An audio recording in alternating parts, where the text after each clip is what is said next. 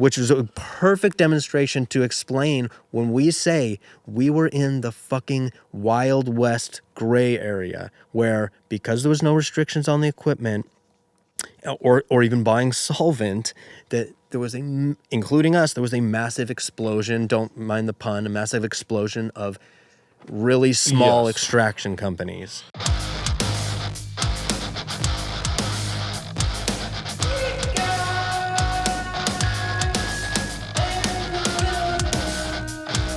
Dabbing it up, getting high as fuck. Or a joint. Or an edible. What? That's two. Keeping up with Cannabis. The day has finally come. Welcome to Keeping Up with Cannabis. Corey, Tim, we're talking about our expertise, extraction in the cannabis industry.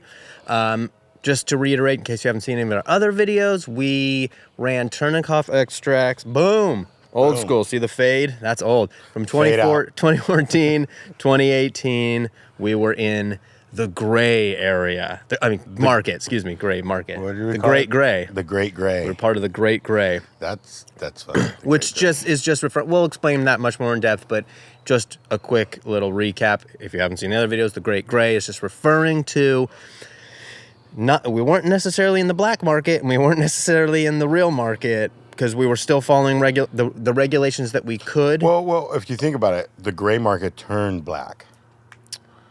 It turned back into black. Yeah, but there was no regulated extraction when extraction was illegal. BHO, I should say. No, I'm just talking the gray area in general. I'm just saying it was a gray area when we started. Anybody slanging, unless you got unless you're like doing a daycare center and a fucking dispensary in the same house. Yeah, that's black market trapping right there. Yeah. But I'm talking about what we were doing gray. All that turned to black market, because like right now, if you... what I mean by gray market in this sense is those who were working towards the recreational market. So those who were like, okay, I'm gonna get my stuff tested even though I don't have to. I'm gonna figure out what it means to get licensed and all the regulations that I need to follow. I'm going to make a business plan and SOP that go towards that, not with the intention of staying in the black market. So we had the intention of going into the recreational market, and we will discuss why we didn't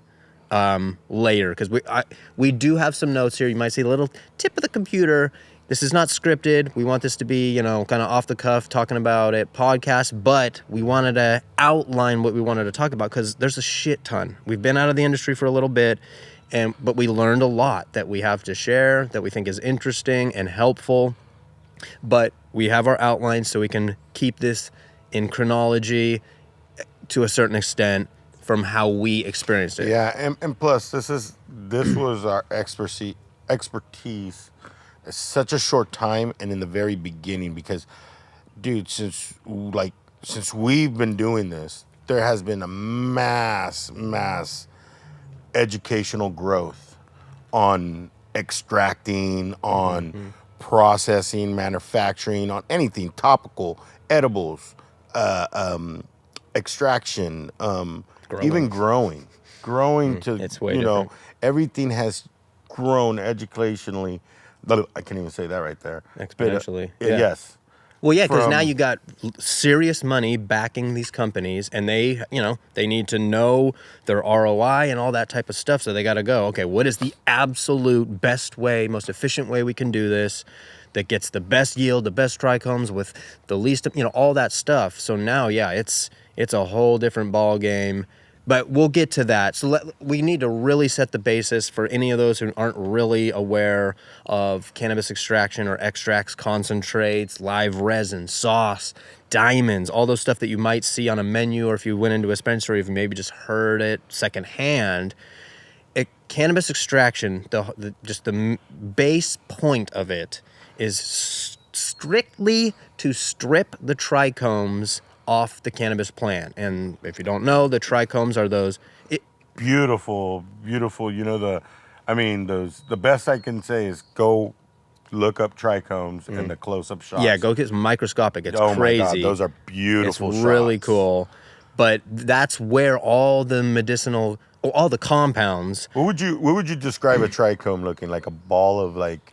I hear people say like tiny little trees almost, but it's kind of like a tiny little stem with a bulb on the top, and that bulb has all the oils that contain all the cannabinoids and chemicals and all that stuff that make up the medicinal benefits and just the recreational benefits, if you will, of cannabis. So that's on the leaf and within the bud. It's not the actual plant matter, so to speak, that is having the effects. It's what's in the trichomes. And so what extraction does in different forms is it literally just strips that off. It separates it from the plant, and so you have a much more pure and representative of the strain, because you got to think, when you're smoking flower, it's combusting those trichomes, which is where all the goodness comes from, but it's also burning that plant,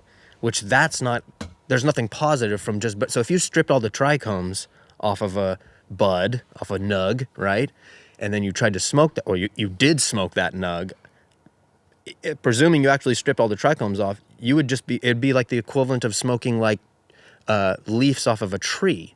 Because you stripped all the medicinal benefits and all the recreational, the high, all that stuff is gone, and all you're left with is plant material. So that's what we're trying to separate in extraction. Is we don't want that nonsense anymore. We don't need that. We just want the pure cannabinoids in an oil form. That's the gist of it. And so where that stems off is the different types of extraction, because there are quite a few, ranging from very basic, simple, naturalistic, all the way to what we've done. Yeah, high tech, and with solvents, and, gets a little, if you're like a real hippie and you like everything natural and it's got to be organic and sun-grown, you're probably not a fan of hydrocarbon extraction, which is what we did. So that's a little bit farther on the line. If you want to start with the simplest form of extraction, would be sifting, right? That's, probably what is referred to as dry sifting, which is just taking your plant material and putting it on a screen, and you can have different mesh sizes. So if you've been in the industry, like a little box. They're like it's almost like just wood. They have like a wooden lip around it with the screen underneath. So you just shake your nugs in there, and you're basically getting plant matter, and the trichomes, and keef. Yes. Yeah. So dry sifting, super simple, right? All you need is your plant material, and I mean, goddamn, actually thinking about that, you could theoretically, it's kind of the equivalent of like putting it in a strainer, right, for like spaghetti, but with like really little holes. So the smaller the hole, the more specific of the material you're going to pick up, right? So trichomes are a certain size, and if you have a bigger hole, you're going to get bigger material, but if you have the right size, you're only going to get trichomes or mostly trichomes, that type of thing. And then that moves into the next one, which would be? Well, I guess this is a matter of opinion on what would be the next easiest step. But generally, if you want to refine that a little bit further, because when you dry sift, it is going to pick up some plant material, keef, that type of stuff, which isn't just pure trichomes. It's not necessarily bad or anything. It's just not as pure as if you were to then take that dry sifted material and then do either one or two things. You can, actually, there's probably more than that, but the two main ones are to what's called, I was going to say dry ice water hash, which you basically take that material, put it in a mesh bag or some type of thing that it doesn't allow the plant material to escape, but it allows the trichomes to escape. And it's basically, you're just agitating it in a ice water bath, because as we'll teach you, temperature means a lot. Ice water hash, that's to refine your dry sift a little bit further. I think you can even start with flower material. No, yeah, you can. You actually can do flower material. You can do, because the hash is the first step of making, that, Oh, right. So rosin would actually be the third step. Yes. I was going to say it can be the second, depending on. Well, you could see that's what's mostly being skipped now, is ice hash, turning it straight into rosin. Which we verified that. So taking it to a third step. So let's say you dry sift, then you take that material, then you ice water wash it, right? So to refine it even more, then you take that and you apply what's called a rosin press, or just a press. It's a hydraulic press, but it's what the expelled oil is called is rosin. And that is taking a hydraulic press and applying heat to the actual pressing, the things that squish whatever you're trying to press, right?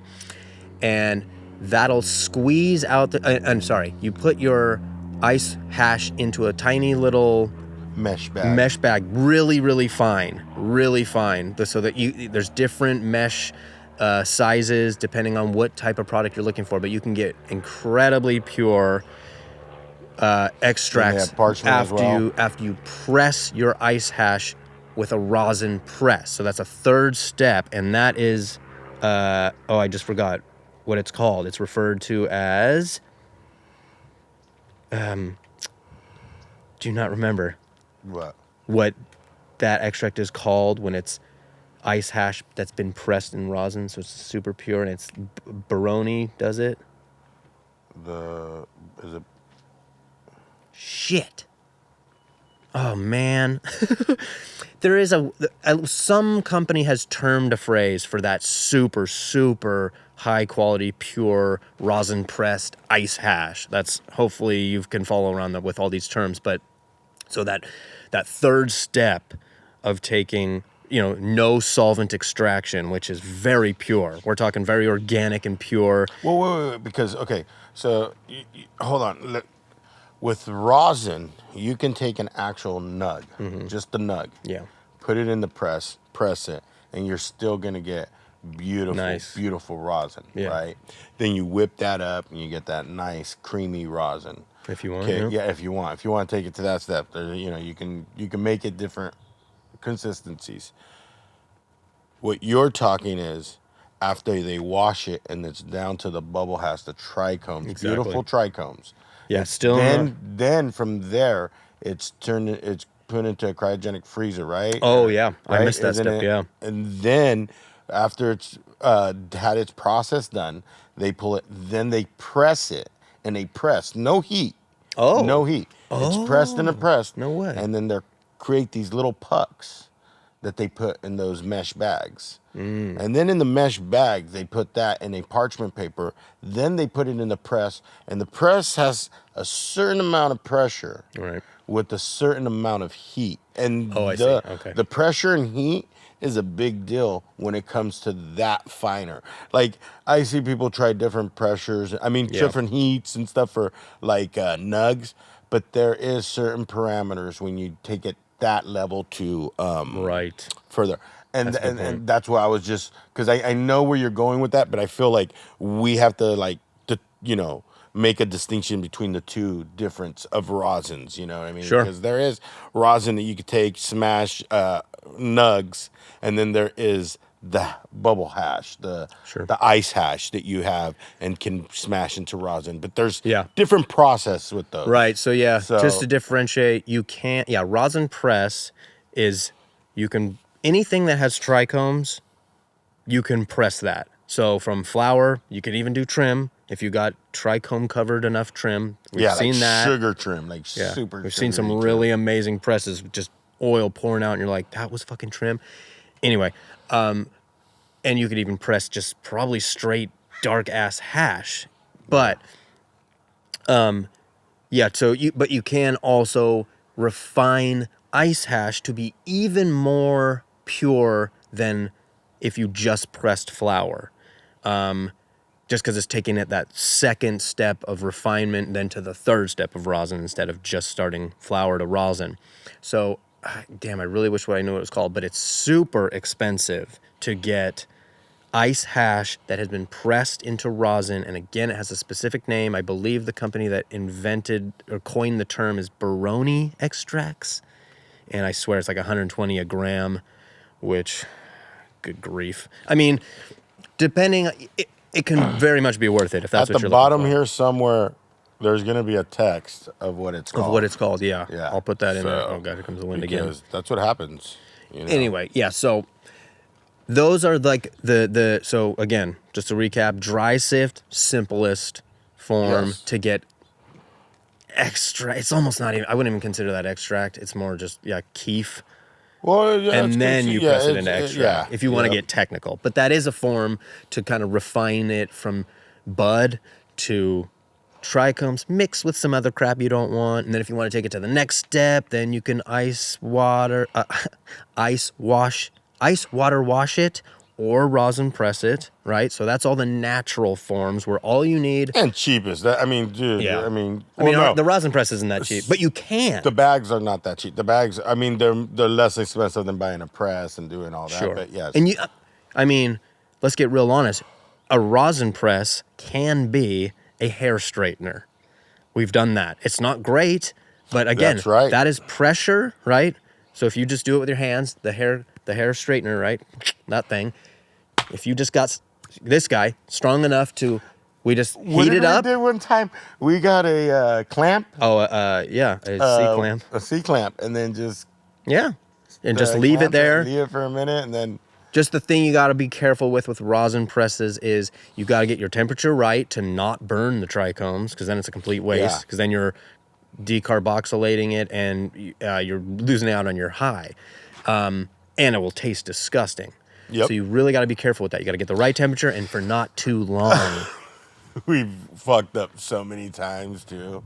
Yeah, that took a lot of experimentation, because we started trying out rosin the instant we heard about it. We're like, you got to be kidding me. That's so simple and it sounds so appealing, right? Because you're like, oh, is that going to be the same end result but without all that work and solvents and danger of hydrocarbon extraction, which we haven't even gone into yet, why it's dangerous, but that it's much more dangerous than anything we've talked about. I mean, the only danger you got to worry about would be with the rosin press squishing you, which I mean, how stupid you have to be to get squished by a hydraulic press. I mean, don't pass it by the human race. Yeah, I know. I should have done the some human research. race. It ceased to amaze you how stupid how I know, right? Stupid levels we reach. And then it would be like, see, I can't even. I proved it. I can't even fucking say what I'm trying to say. Can you imagine that has happened, but like the guy didn't tell, and it just like got the tip of his finger and it went into an extract. It like squished the top of his finger and it like fucking oozed something super lit. Oh, to dab somebody's body. But think about this though. how back in the days, we're very like, hey, what if that shit probably happened back in the day. Growers cutting themselves, trimming, God. You know, their blood is in the plants. Yeah, no big, you know, it's the Great Gray. The Great, well, damn, yeah, we're talking. That's black. the Dark Ages. That's yeah, the Dark very Ages. black market. But back on track. So yeah, those are going into, those are like the very basics. We dabbled in the rosin. We did do the press. We got the big press. We did not do a bubble hash. We did not wash. We didn't get the cryogenic freezer. We really didn't jump in there because we were already, I wouldn't say invested into running extracts, BHO extracts. Well, it was more that we just kind of fell in love with them. I know I've tried hash in the past and tried ice. We've but tried plus, that. I'm saying though, we didn't invest more than what we jumped into with rosin because we were already heavily invested in extracts. Had nothing really to do with our opinion because we were strapped for cash because we were invested into extracts. We didn't want to put a lot of cash into doing rosin. So we stayed with doing the press and that, which gave us amazing results, but we stayed at that level. The press? Yeah, with certain extract. I mean, maybe like yield wise, but with certain starting material. Yeah, like some stuff is really good for rosin yield wise, but I have yet to try any rosin that really can compete with BHO. I know it's out there, but I'm not going to. Bro? I'm not. Oh my God! I know you've had some. I've tasted so many rosins that fucking blow my mind. Going, dude, and I understand why it's so expensive when I taste rosin that tastes that good. Well, that shouldn't equate to that just because it No. tastes good. It's rosin. You got to understand that type of rosin, the one that that's handcrafted. There's somebody that fucking dumps all the weed into a big old bat, and they just stir the pot all fucking day. That's their job, right? Mm-mm. And they're just aggravated. No, I've seen a it. thing they do. They do it all. It's a machine. It looks like a wash machine now. So if No, they're doing there's old school, then they're stupid. there's some companies that keep it by hand, and then they fucking dump big old vats. I think that's unnecessary, and then they're unnecessarily charging, unless there's Handcrafted. somehow a noticeable difference by hand stirring your ice. There probably water is. bath. Like you just mentioned, you haven't tasted anything that competed with it. You know what I mean? With BHO. So Yeah, that you've shows had me you, try stuff here, and it was okay. Did you try the orange stuff, the orange rosin I had that tasted exact? No, I don't know. Yeah, you probably tasted something that I did have that was just, You I had got. two things here that smelled good, and then you just get No, bizarre those were horrible. Those I purposely let you taste those because they were disgusting. But Remember that's we talked about? But that still just backs up my point. Is the majority of the time I'm like, oh, there's. The plant matter that right there, the terps. I know, but the ones I had you try were not like, oh, can't wait till you try these rosins. Mm-hmm. They were just like, try these rosins. They smell great, but they didn't, and then. That's my point. Is it just does, when you smell BHO, how many times do you go, oh, that smells amazing. Oh, it tastes like A lot. plant. I've done plant that. matter. I've done that a lot. Not with the brand that I dab with now, but that has deterred me. That has deterred me from buying other brands. Remember that. Like I will go and I will give new brands. I used to give brands the benefit of doubt. I would try new brands, and they would fall. They would fall flat on their face because they were horrible. Mm-hmm. They were dead on horrible. That's what I'm saying is. Well, for me, I taste something wrong, but I don't taste that weird, just earthy plant matter. That's what, especially at the beginning of rosin. I don't know if you remember that first company that came to our event, who actually, I want to say they actually brought the press there. I don't remember, but they had a big slab. It was fucking gross. Yes. And every time since then, it's mainly been gross. A couple times I'm like, that's okay, but nothing's blown me out of the water. And I feel like, I guess the point I'm getting at is to blow as somebody who really enjoys the purity of BHO or that incredible concentration of terps is you probably have to spend upwards of $70, $80 a gram to get rosin that would compare with $20 a gram of BHO. Yes, you would. But that's 100% true. But so unless your homie's like fucking hooking you up and you're one of those guys, in which he's screwing himself over, right? But the masses is like if you go into a club, you're buying $80 fucking grams of rosin. I'm gonna tell you right now, the best rosin I ever tasted it came from a trap. Did not come from fucking. It did not come from fucking a dispensary at all. You know what I mean? So what the fuck? That blew me away. But that had that orange flavor, and I was like, oh my god.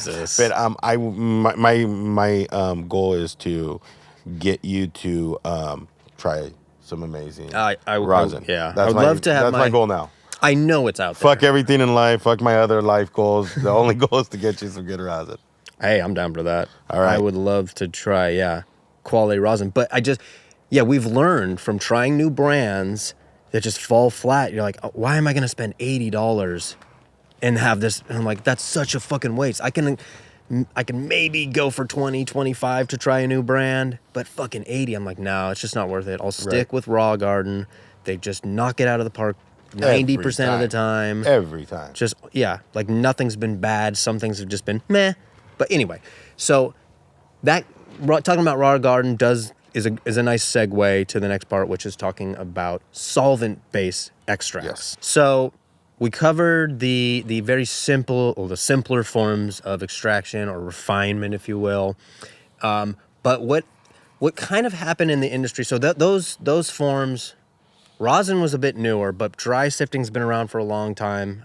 Ice water. Yeah, has rosin as well. didn't come around till after BHO. Yeah, that's really we just weird jumped to the think gun about. about. Unless it's happening. We just jumped the gun about, because you said Nowadays. where we're gonna make it chronologically our timeline. Right. If we're But we doing did have that, to establish we the did different types. rosin. We did rosin after, right? That's what we did is rosin true. after BHO. That's true. Which is the next thing we're going to talk about. Yeah, that is a good point. Yeah, chronologically speaking, rosin in the industry came later than solvent-based extraction for the most part. But in nowadays, it's earlier in the process of extraction, if that makes any sense. Yes. So if you're trying to refine it. But yeah, it happened later in the industry where people were like, I don't even know how somebody discovered that. Might have been by accident, right? Hey, we're going to actually look. Somebody had like look that into. Somebody put look into that. their sledgehammer into a fire by accident and like, oh shit. And they went, oh God, it's so hot. And they threw it, right? And it smashed a nug against the wall. And it just splattered oil. No, it hits the wall, fucking lands on a nug perfectly, right? The guy walks over and he's like, what the fuck is all that goo? What the... Is it smells sticky? Oh my God. That smells amazing. And there's dabbing has already been around, so he took it and he started dabbing. Maybe that's He's like, oh my God. But it wasn't like... That's exactly what happened. That's the origin story. He had a really hot sledgehammer and accidentally threw it. Rosin. That's the origin story. If you want to stay tuned, this could be a good clip on the next Keeping Up with Cannabis, the origin story to rosin. Yeah. The insane, yeah. That's a good Okay, yeah. So now it brings us to what you were saying. Oh yeah, what I was getting at is like the industry has been trying out what works, what's the best way to get this and the flavor and the yield and all that. And then when BHO came around, which stands for either butane honey oil or butane hash oil, depending on who you talk to or what you read. But the idea is that you take butane or a solvent, but butane became the go-to, I think, just because of availability and then how efficient it was at stripping the trichomes off the plant, because that's the point of extraction, right? Remember, going back to the beginning, we're just trying to strip the trichomes off. The goodness. Exactly, the golden goodness, and different solvents will strip different parts of the plant, and when it came down to it with trial and error and different types of little unscientific studies that people were doing, it basically came down to that butane was the most effective and efficient with yield, terps, all that type of stuff. Yeah, don't mess with propane or CO2. Well, yeah, so butane was and probably still is the majority of the best quality extracts. But that is not the only solvent that has been used and is still being used. It ranges from... Actually, what came before butane was ethanol. So...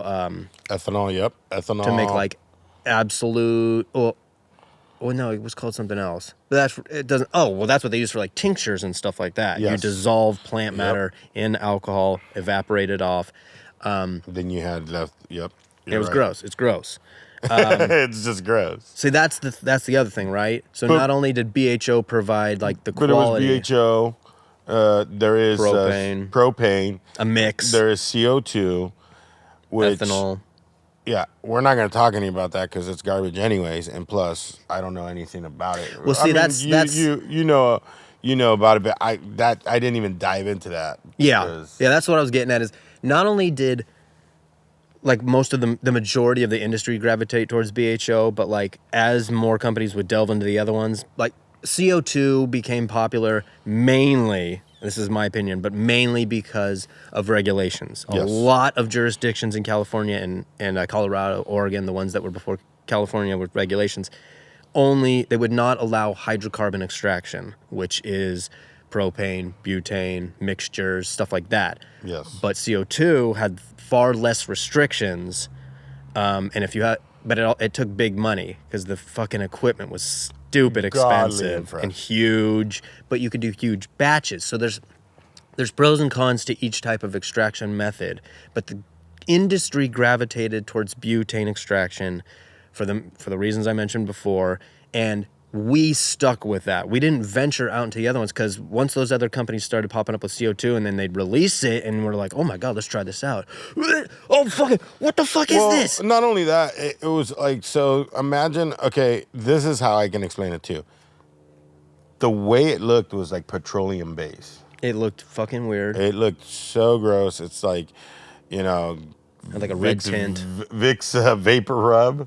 You know, kind of, yeah. That's how it just didn't do anything. It was gross. That was the worst part. Yeah, like that's one of the biggest aspects and things that people love about BHO is the terps, the flavor, the aroma, right? So if you like cannabis and you open up a bag of weed and you're like, Jesus Christ, well, take that times like 40 and that's concentrates, and you're like, I mean, that's connoisseur. That's for connoisseurs, and we love that. And then all of a sudden CO2, and you're like, oh, a clean version or a cleaner version, right? Because they're just using CO2, not a solvent that needs to be purged out. We're like, this is gonna be amazing. Absolutely not. Maybe it's a little bit better now, but I honestly don't think it's still nowhere near the connoisseur quality of BHO. So we didn't delve into that. We really didn't learn much because, like, I don't want, even if it catches on, I don't care. It's not something I want to put our name on. It's just not something. No, we didn't. It's just we didn't even like the process when we went and checked out the process. It was just like you said. The equipment was overpriced. I think they gouged the prices when they felt like when the whoever was manufacturing the equipment felt like that was going to be the leading equipment because of the least volatile that it was, and they just jacked up the price, and you couldn't really experiment because no, you had to know you wanted to do that because you're talking like a minimum of like, I think we just looked that up, like $90,000. Yeah, so that we didn't. Us personally, we didn't dive into that because there were so many negatives about that. And then we did dive into BHO, which brings us to what was the first process of extracting BHO. What did they use? It's insane to think about with the knowledge we have now, because back then it was all, what's the term, fly by night, fly by wire, whatever the fuck it is. It's just people going, fly by night. I don't know who thought of the idea of, so here's the basis of the original BHO from what we've learned, and I think somebody wrote a fucking book on it or something like that. But because when we started, there was no, at the time we started, you got to understand, think about this, there was no education. When he tells you about the apparatus they use for this, you're going to be like, oh, fuck. But there was nothing to say, hey, this is the best way. This is the only way. There was nothing. So it was, like you said, fly by night. You learn but who even or you fucking burn. Thought of yeah, that? That's the Who's craziest. Like, so here's the concept is you take your plant material, whether it's nugs or trim, and you shove it into some type of cylindrical container. Vessel, yeah. Right? Maybe somebody must have known, okay, solvents have different properties of what they can dissolve and what they'll leave behind. And somebody's like, well, I wonder if we should try some solvents. Maybe because somebody tried ethanol, and that there's no real danger, like, unless you get it around flame. But even then, it's really not as horrible as butane or propane. And maybe somebody's like, I wonder if there's a better solvent than ethanol at dissolving it. And then but how would you think to say, okay, I need to get this butane from within a can that you buy from a smoke shop, right? Butane can with the little thing on the top. How do I get fill that? Up lighters with. Exactly, right? Fill up a lighter, one of those. How do I get that to saturate my butane without just dumping it in and staying in? Like, how do you make it pass through and strip everything and not stay within and keep going? So somehow somebody came up with the idea of take a PVC pipe. Yeah. Which, if you don't know, like, the dangers of solvent-based extraction, that's not really going to mean much. But now, from what we know, butane and other solvents, they can eat away at different materials like plastic, PVC, that type of stuff. So we didn't know, or they didn't know at the time, how really freakishly dangerous. And I'm even amazed they were alive to write that little scientific thing that they did of how they figured this out. I'm amazed they're alive because it's just so freakishly dangerous. But so what BHO is now and what it turned into is, okay, we got to fill up a cylinder that holds the plant material, and we got to either flood the cylinder full of the solvent, and then it comes out the bottom into a collection chamber. So it leaves the plant material, you got a filter, stops there, and it just lets the oil through. Where was I going with that? God damn it. Oh, right. Or you can do a bottom flood. The point is you got to saturate that material, but then release the oil from it. But with this PVC, so with this, what's dangerous was this PVC was just the pipe with a cap on it, right? Probably with a hole drilled. It had a cap and had a hole drill, and they would put this. It almost looked, if you could think of a like a little bike plug nipple on the top that you would be able to push your can in. It would flood the whole thing, and at the other end, the end of this, because what you're talking about is what we use, what they use now, Stainless steel closed. But that was a PVC pipe with a coffee filter, if that. I believe. If it wasn't cheesecloth. That may have been second step. Yeah. Cheesecloth. It might have been something paper. Like that. Just a napkin.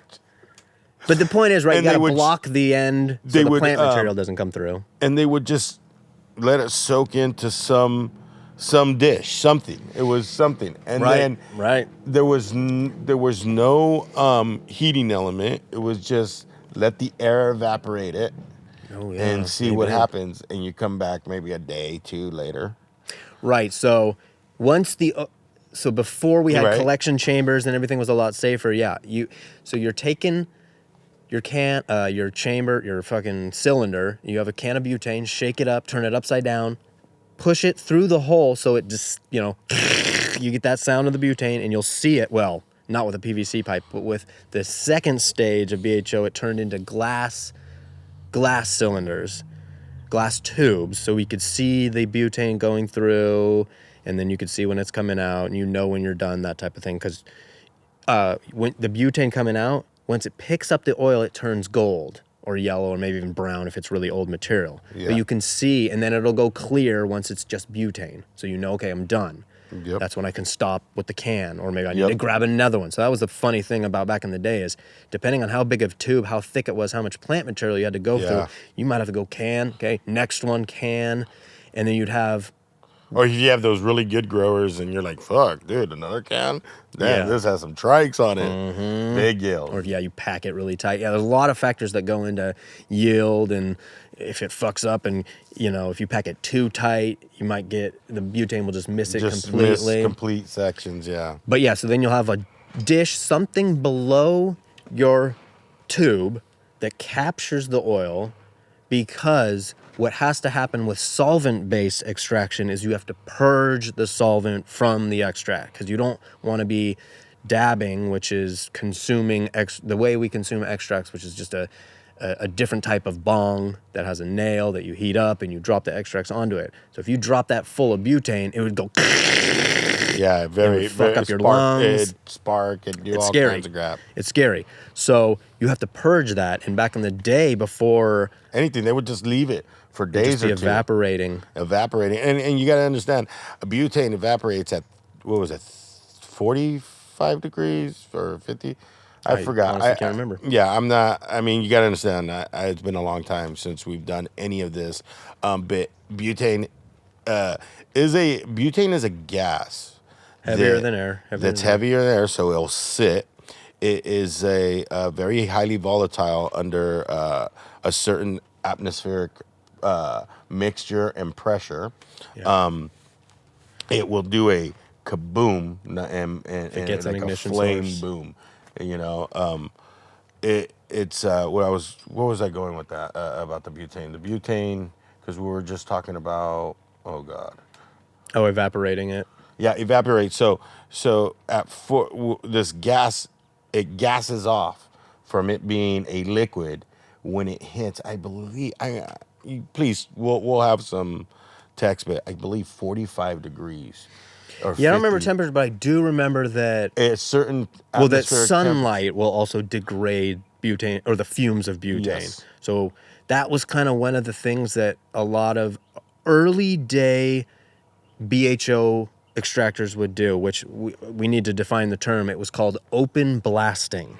Yes. Everything we're talking about right now with the It's called- tube yep. that where the oil just comes out the bottom is open blasting, which means it's not contained. The solvents aren't contained, Yes, the fumes and- aren't contained. So you can actually see if you do this outside, especially with like sunlight in certain you can see. fumes. Or if you get the shadow, right? Yeah, you'll see crazy amounts of vapor coming out of the bottom of that tube. That's all the butane vapor. That's the danger, right?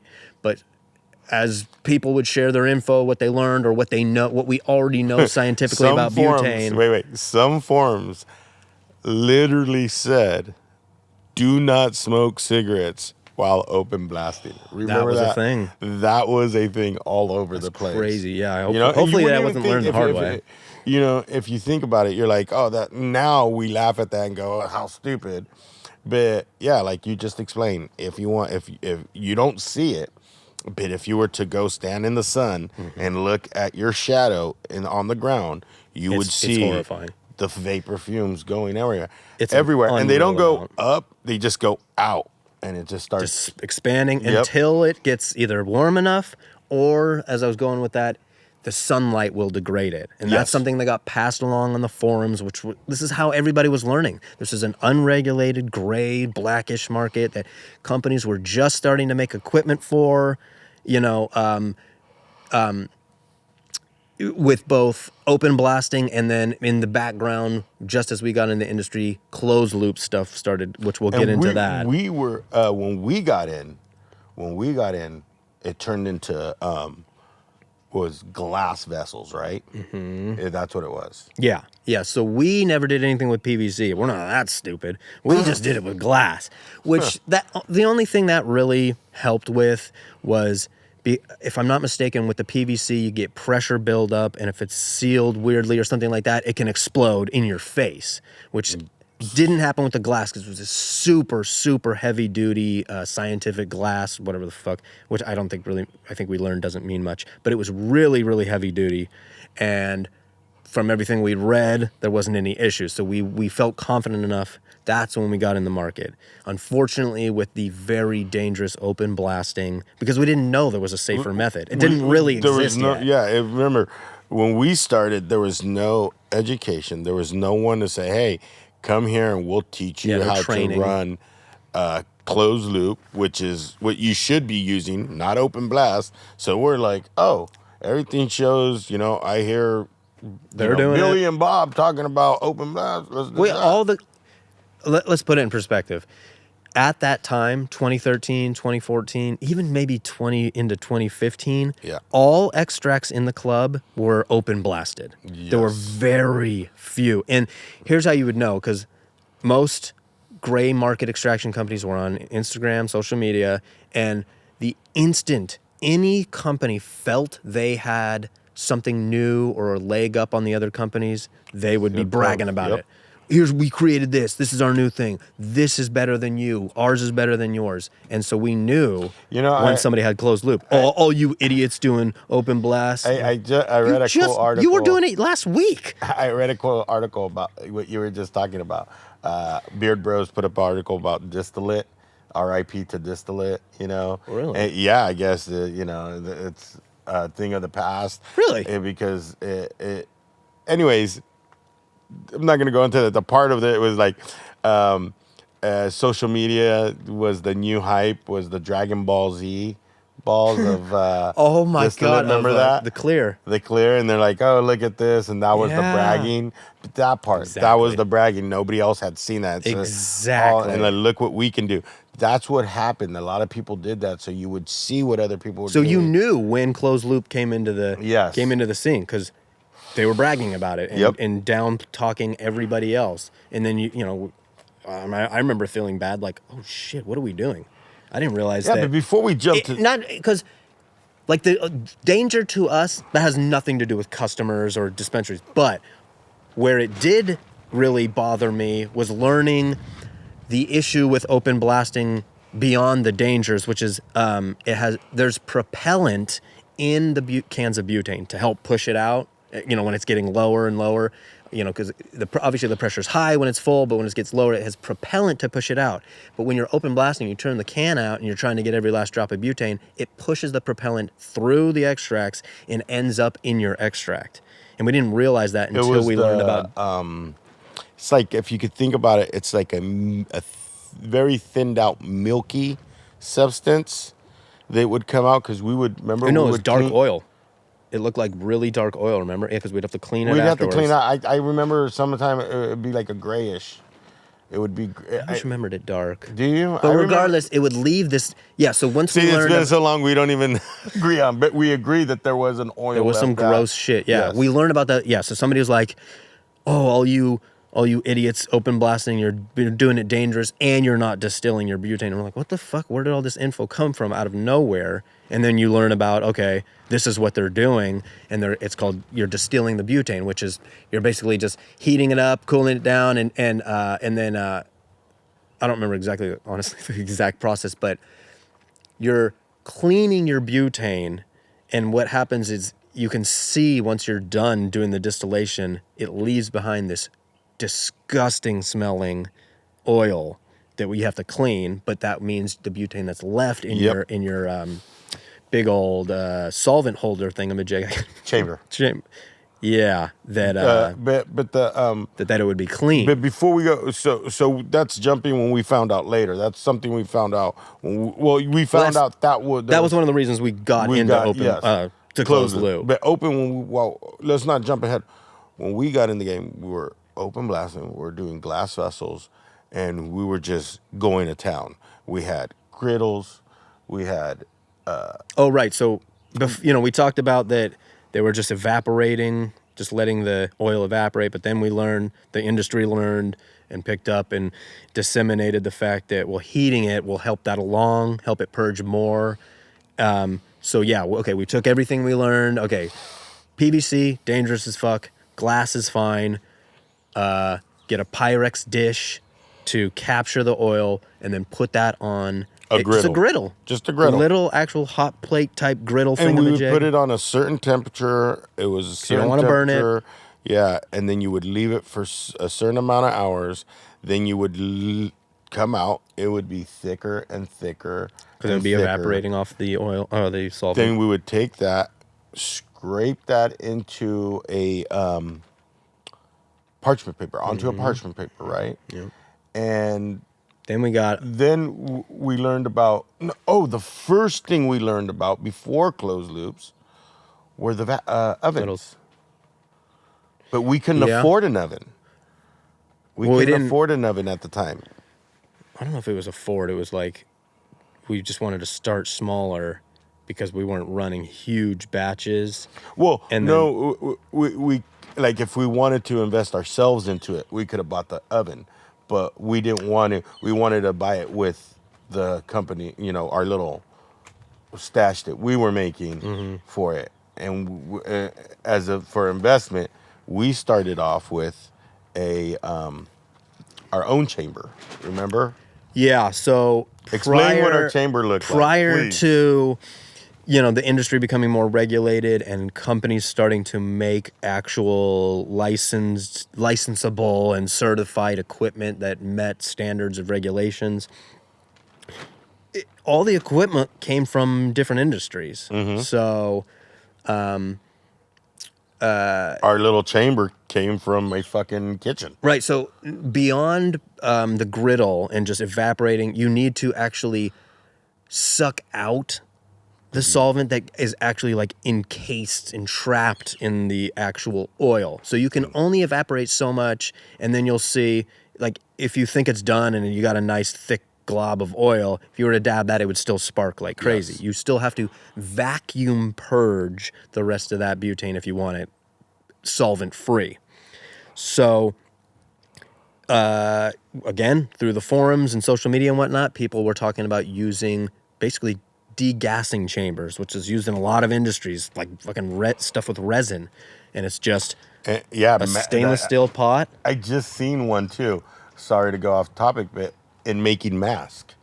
And making masks. Yeah, dude, crazy. Exactly. And we just took that and fucking make cannabis out of it now. Yeah. So you literally, so going off where Tim finished, where you were scraping that Pyrex dish that has the more congealed, just a thick, like much thicker oil liquid. Because like when it's straight out of the tube, it's no viscosity. It's just liquid, complete liquid. But as it like a golden bath.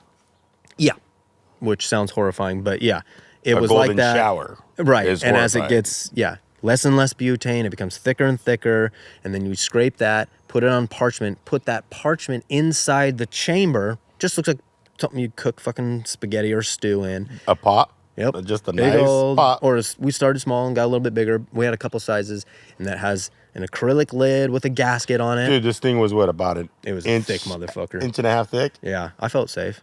Yeah. I think the pot no bullet would go through that thing. Yeah. And then it has two little valves on the top, one to expel the air and one is to hook up to the vacuum to suck the air out. Yes. And so that's it. You put your slab of oil that's on the parchment in there and then put that hey, fuck you.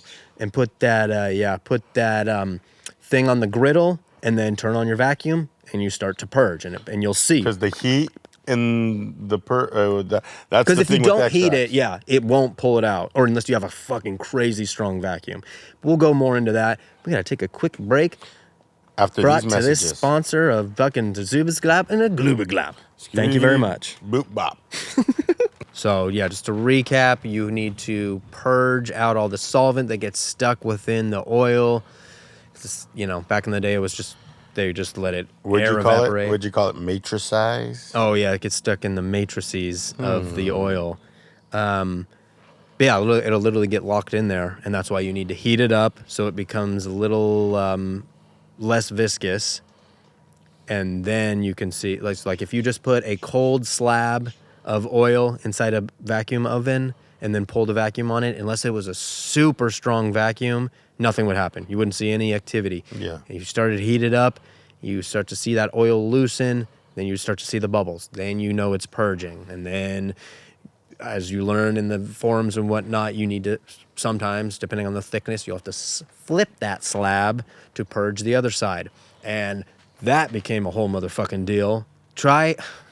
It's like the equivalent of like, hey, spread out some honey on some parchment paper and then try and flip that as a slab. Yeah. Like, it was stupid difficult. So people came up, we came up, everybody came up with interesting methods and, okay, let's take this parchment, put it on top of another parchment, put it in the freezer, and then just crazy methods to try and flip it without breaking it and, getting oil stuck to everything. It was a motherfucker of trial and error. It was horror. Yeah. That's what it was. But things kept getting more and more efficient as companies started popping up, like Bogart. I don't think we mentioned that prior to the camera mishap. So, the cannabis industry had to use other industries' equipment and just kind of makeshift it in, PVC. That's obviously used for a bunch of different shit, but okay, let's cap that. And okay, there's our new, glass tubes actually might have been made specifically for cannabis.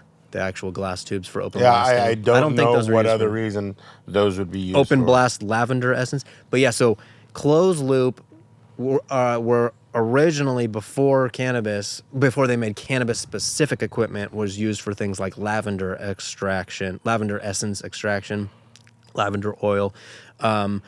So it's the same concept for cannabis, but they needed to make sure that all the equipment could withstand the corrosivity and whatnot of the different solvents. So people experimented with 306 stainless steel. That was not okay, so you had to move up to the food grade 316 stainless steel. All those things needed to be ironed out, and people needed to experience. Like, huge props to everybody. Like, the learning that are because we moved up on the stainless steel due to the fact that it wasn't safe for the BHO and all that. We had to move up to which you mentioned, the food grade, because that's safe as stainless steel. Right. You wouldn't be pulling unwanted stuff into your oil. So, let me check the notes real quick, see we're not skipping nothing. Lavender, yep. So I'm pretty sure we mentioned we were using griddles as a heating method. We did. Put your chamber, but then that upgrades to a heated vacuum oven. Well, because what we were doing is we were still learning about the heating temperature. Sure. That on the spectrum of temperature, we were always learning about temperature. Sure. In the beginning, it was about heat, because like you mentioned, if you had no heat and pulled, there would be nothing done. But if you add heat to the extract and pulled with the pump, it reacts. It starts pulling. But you had to add only a certain amount of heat. You heat it up too much, you're gonna burn the extract and ruin and pull out all the good stuff as well as the bad stuff. You don't have any potency, anything. And if it was too cold, like Corey said, if your vacuum wasn't as good as you thought it was, it's not gonna pull anything out. And that brings it, if you were to dab like butane, what happens? It would just sizzle, a sparkler. crack. Yeah. Think of a sparkler in your face. Those sparklers that you have fun with in 4th of July? That's what you would be dabbing, basically a sparkler. Mm-hmm. And I feel like it made you wheeze to anybody would like wheeze. Yes. I do remember that, because I would right. hear people. I would short feel of breath. It too. Yes. It was awful. That then led us to knowing about, hey, heat temperature plus, the amount of pressure, or not pressure, but suction, the vacuum we're giving it. Right. You got to have a minimum CFM on that pump. Yes. But like, what got crazy, a little tangent here, is like cheaper pumps that we eventually got for our ovens to just run standard, nothing crazy. Those were $400 or $500 or something like that. But some much bigger extraction companies, much more successful, that were doing bigger, they would get $2,000, $3,000, $4,000, $5,000 pumps that were, I think Bogart was like 2 to 5 CFM, and then these big daddies with like 15. Yeah. And those, you did not need a lot of heat. So there's this crazy quality connoisseur balance where, like, if you can spend the money, you barely need heat. And so the more heat you're adding to that extract, the more degrading you're... Right. The more potentially you're going to change it from THCA to THC or whatever, the vice versa. I can't believe I forgot that. But you don't want to decarboxylate. You don't want to ruin the psychoactivity before you've actually consumed it. So you got to really, balance those temperatures and also not pull too much, because that's another thing. You have to have like almost an oven tech, somebody who literally sits, not the whole time, but sits there and checks the oven constantly, because as you're pulling a vacuum, you're seeing the butane or the solvent purge. It's violent at first, then it slows down, and then you're getting bubbles every couple minutes, then maybe a couple hours, and you're like, okay, what? It looks like Swiss cheese after a while. Sure. Then it starts to do some interesting things, but like, you want to stop it at the right time. You want to stop it when you've purged enough, when you feel comfortable that it's purge, and then stop there. You don't want to keep going to be like, well, we got to make sure. No, because you're going to start pulling out shit that you don't want to pull out. Number one, the terps. Yeah. The terpenes. That's the first to go. Remember, you are low boiling point. Yes. Those are like the most delicate thing to keep, because You want that flavor. You want that punch, that just pack when you take that dab, so they know the strain, they know what they're smoking, and that's the most important thing about the extract, you know. Oh, right, and vacuum. So when you vacuum the oven chamber, take that air out, that changes the boiling point within the oven. So when you think, okay, THCA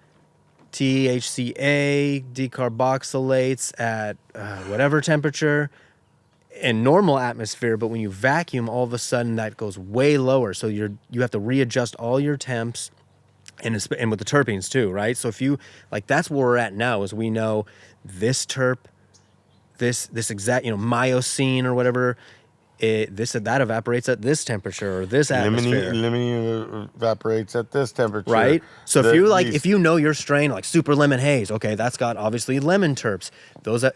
We cannot go above that evaporation temperature. Otherwise, you're fucking ruining the point. Yeah, and we were not there at this stage. At this stage, we're barely learning about temperatures, because then we go into actually learning about temperature, right? Sure. Because the temperature mattered not only in heat, but it mattered in where. At the very beginning, so solvents pick up different constituents of the plant, different compounds, depending on the temperature. Yes. All of them. Ethanol, butane, propane, CO2, that all matters. The temperature of your solvent and even the temperature of your starting material, which is why we talked about earlier that we would freeze our tubes that was packed with material and freeze the cans of butane. But then once we moved into a closed loop, it was pre-freezing the columns. No. We haven't mentioned freezing the tubes. Oh, that's right. Okay. So, remember we talked about what it means to extract, to pack your tubes with material, but you want everything not again because I got cut out, but as all the research went on and people were disseminating what they've learned, we kind of found out the ideal dewaxing temperature is -60 to -80 degrees Fahrenheit. And but obviously we couldn't get that low with simple ice in a freezer, but we did the best we could. And learning, now we know at what temperature what is it going to strip. But back then it was trial and error. Okay, at this temperature, what is it going to look like? What is it going to do? Can we get it any colder? Plus, you need constant temperature, whether it's heat or ice cold below zero temperature. You need it constant. What we did is we put our tubes and our butane, which probably is not a good idea.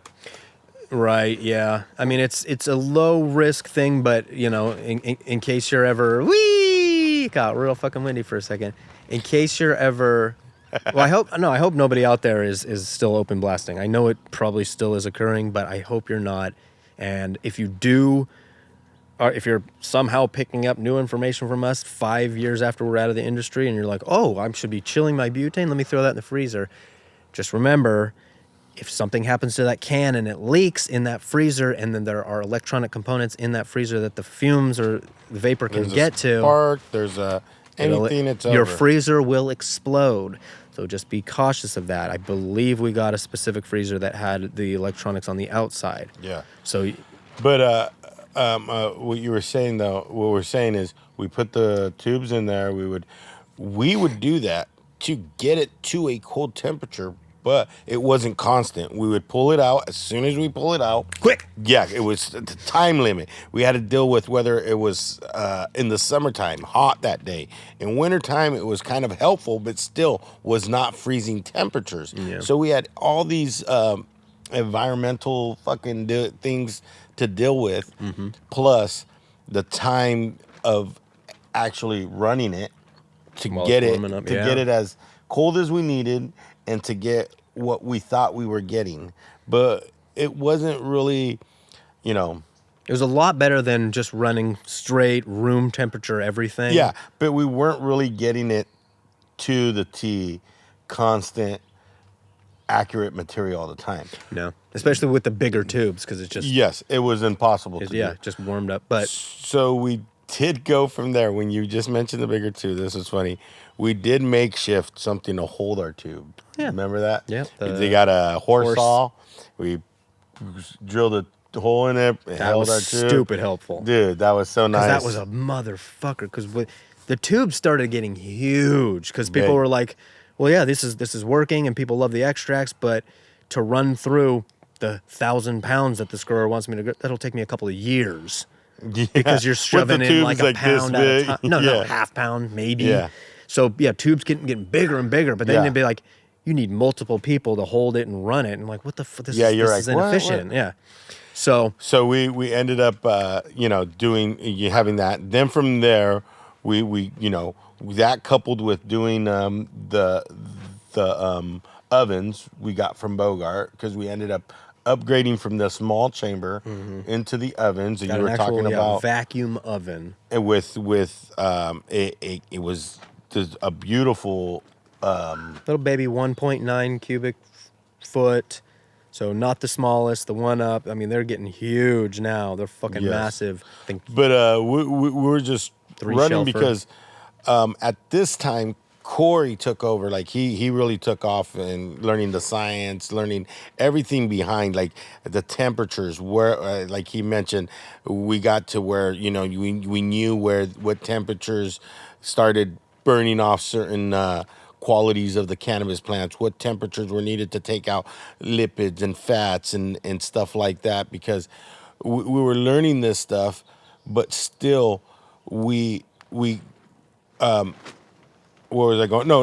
I'm sorry, high moment. But we were learning that stuff, and he was taking off on that part, which I took off on the other part, finding growers, learning more about quality of material, dealing with cells and dispensaries. And that's what brought us to learning. We were learning everything. Like, it was hitting from all angles, because it was just so much to learn doing this with just open blasting, the pumps, the ovens. This was all new. The parchment, like, remember that became a huge debate. Is like, how are do you want bleach or unbleached parchment? And then we have people like, oh, the bleach is seeping into the extracts. Yeah, and it was just, you gotta get PTFE. Yeah, and there was all these different things, but we were learning all this stuff, and we learned one thing is, it always by far starts with the material.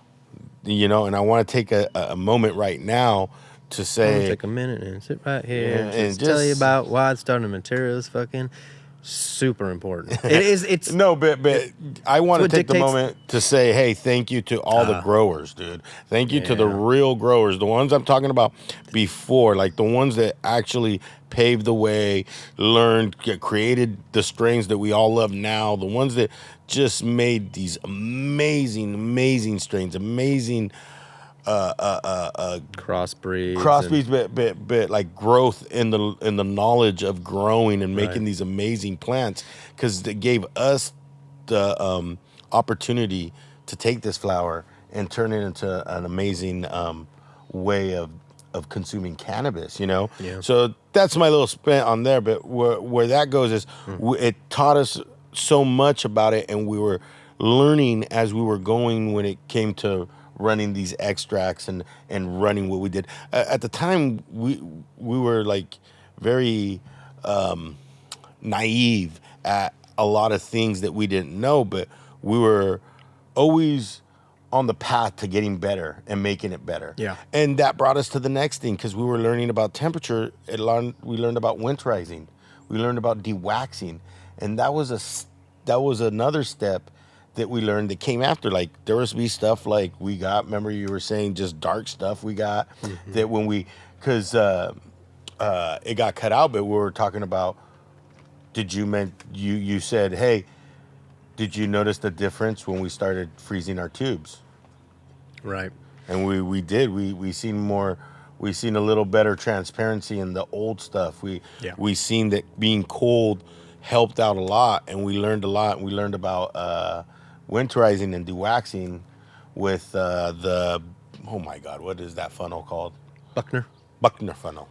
Yeah. So it was a mix of reading forums, people sharing their experience, and then our own experimentation to figure out, one, how important it was to get temperatures colder at the beginning of the process, that type of stuff, and what that equated to. And yeah, people, I think it kind of was like we accidentally learned, oh wow, this looks a lot better than that last run now that it's cold. And then it was people online that had a lot better scientific knowledge that were saying, oh, that's because at this temperature, the polarity leaves behind, the polarity of the butane or whatever it is, leaves behind all the plant material because it's that cold. Non-polaris. But then pulls the trichome. So it's more specific. Did I say right? Non-polaris, non-polar. Non-polar. Yeah, non-polar. And that's what we don't want is that crap. Right. So the butane at room temperature will strip a lot of crap that you don't want.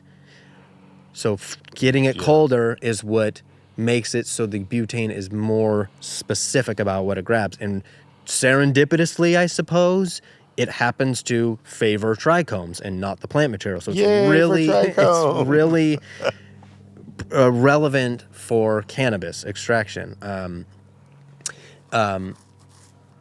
we learned about the quality, or what that does to the quality, and going into the winterizing. So real quick, that's just, winterizing is what we would do and what we learned of how to take kind of crappy, dark oil that didn't taste good and had obviously a lot of plant material in it, and refining it one more step by dissolving it in Everclear ethanol alcohol. But the higher percentage alcohol, the better. It's going to dissolve all that crap better. We used 120 proof alcohol. Yeah, we didn't go to Nevada to get the 191, but 121 or 151, 160, whatever it was, whatever the lower Everclear was enough. Did a great job. You dissolve your oil in it with heat, so it dissolves into the alcohol. Put that in the freezer in a mason jar, and you'll see it separate out over the next couple days with the oil separating from the plant material. Then you filter that off in a Buckner funnel, and you get absolute extract, absolute shatter. That's what made it, because back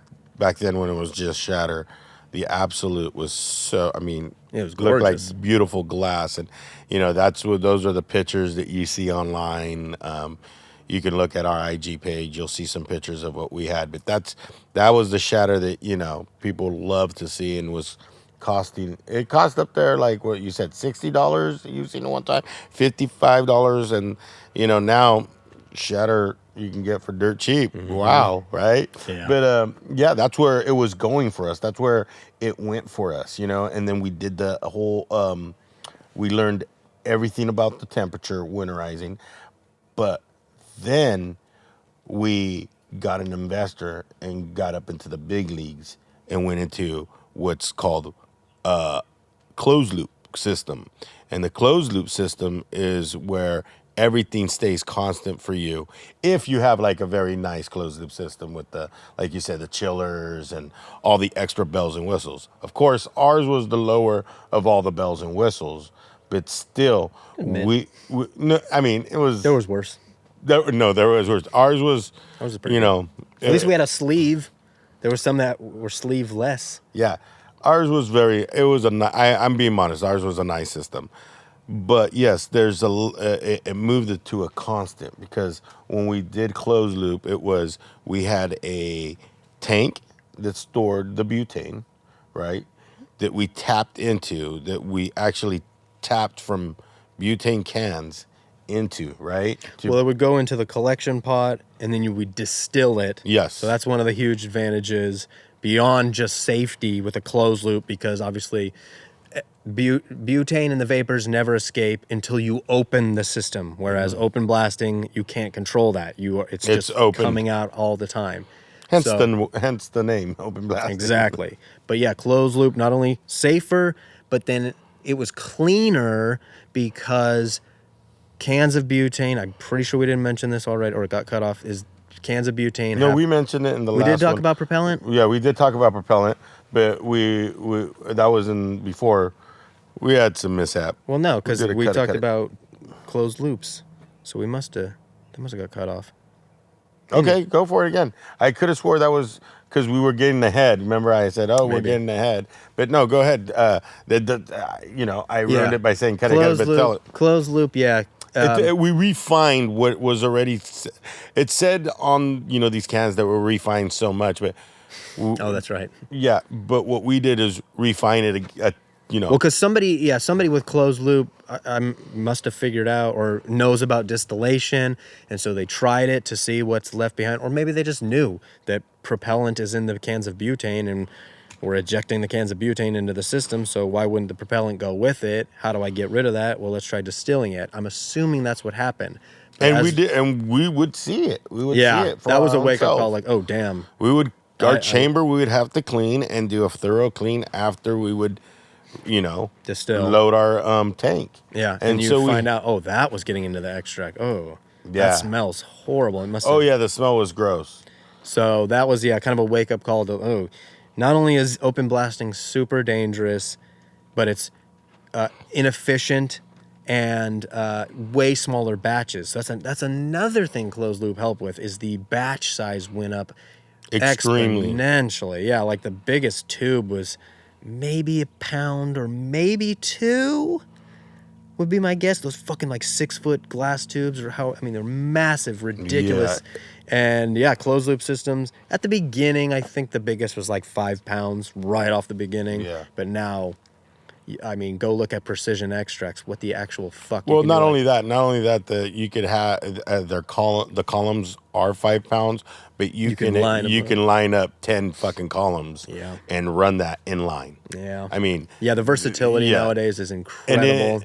And it's amazing. But back to what we're saying is ours was a nice simple system that we used that gave us a constant, but we had to work at it. It wasn't like plug and play, sit back and just watch it. We had our butane had a dry ice around it that constantly had to have dry ice to keep it at a certain temperature to keep it liquefied. Then it would be pulled into hoses that would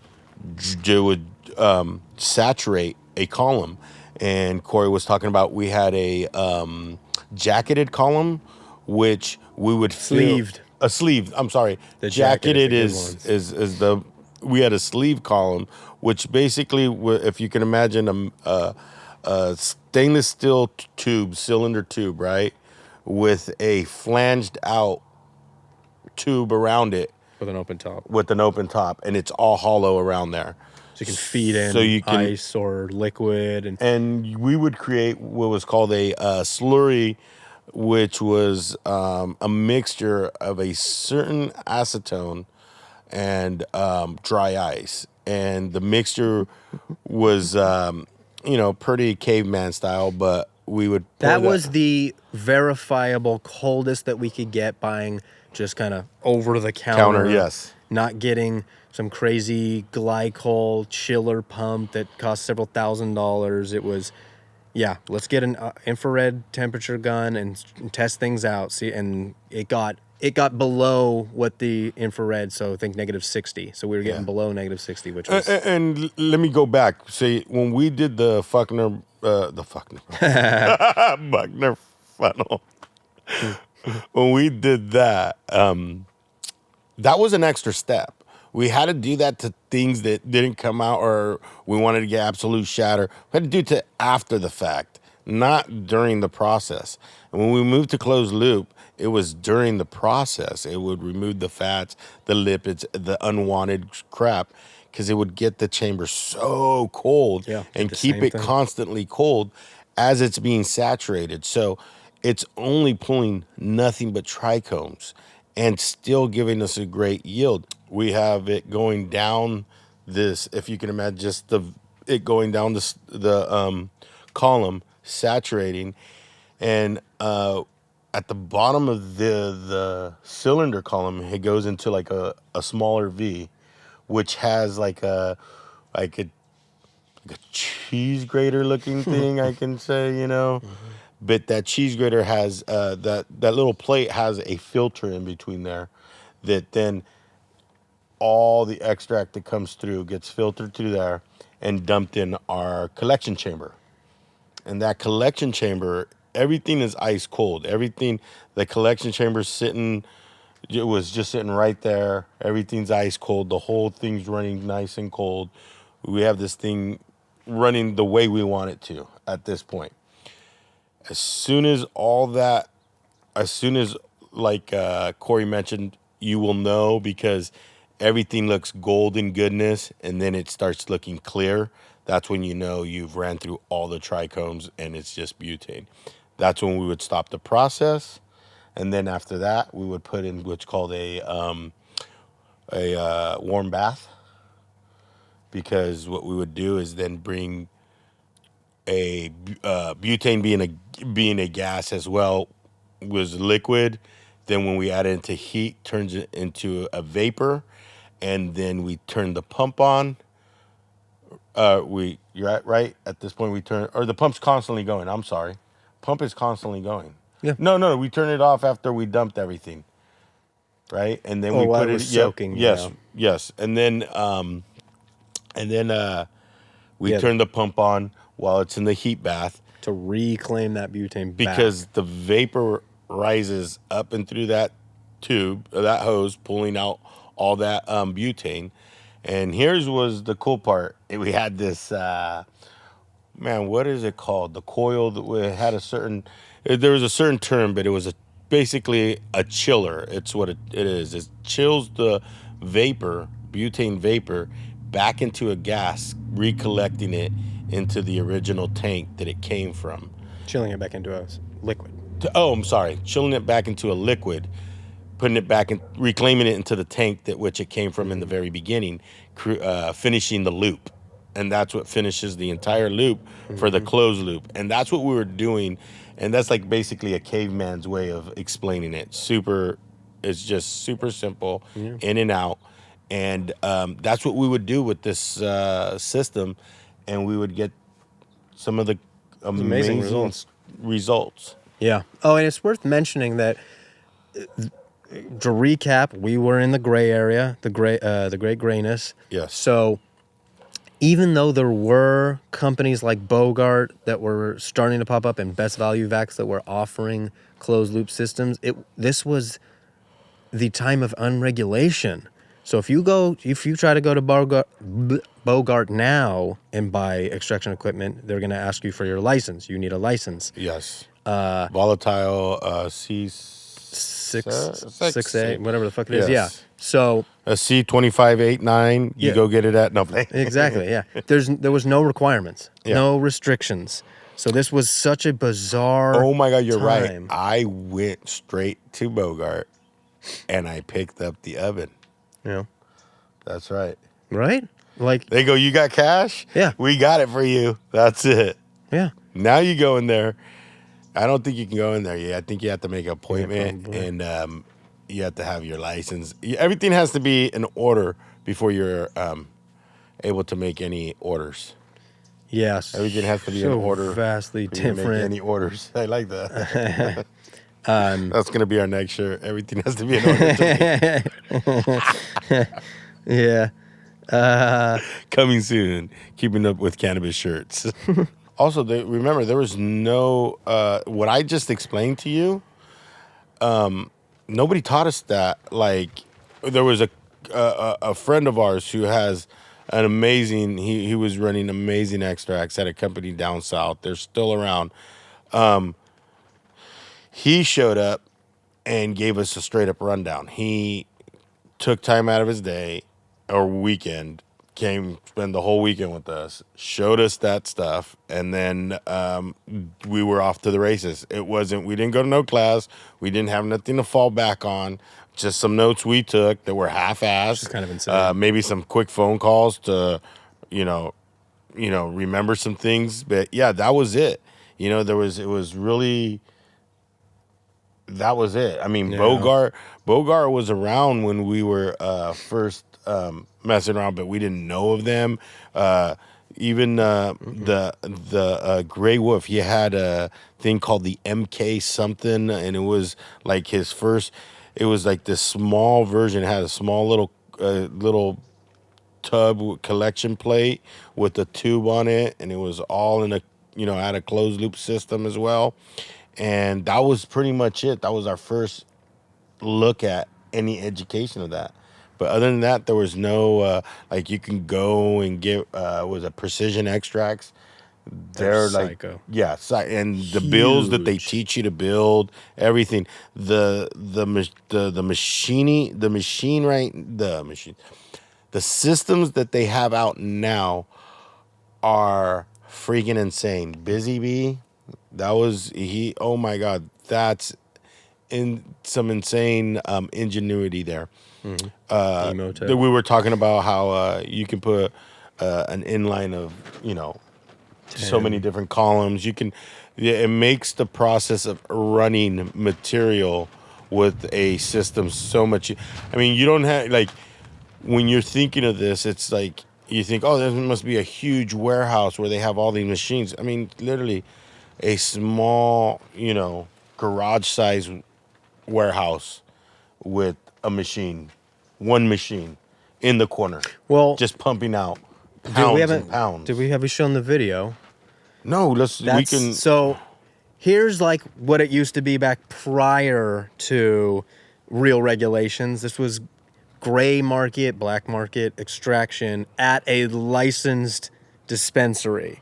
From what we can glean from the article, you may have seen this back from 2016, but literally, they got one column for extraction. This wasn't it wasn't some crazy emo tech with 10 or precision with fucking that can run 1,000 pounds. This was probably a 10, maybe 15 pounder. It looked pretty big, but just one column, one collection chamber.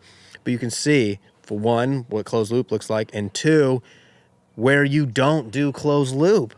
What the actual fuck when you learn? I mean, maybe that was kind of the advantage of learning about open blast, is to know what happens to the vapor and how it reacts and how to avoid it and how to ventilate.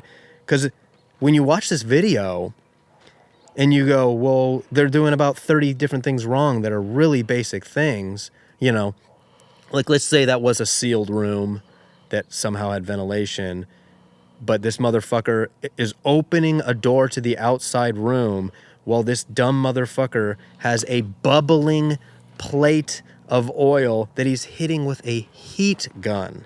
So an electronic heat gun, which is adding every essence that you need to create a massive explosion, which is you can see what happened. Yes, and the way it works is, if I can remember correctly and how it was explained to me, is contained butane like that doesn't explode on its own. Right. High volumes of butane, concentrated butane, the gas will not explode.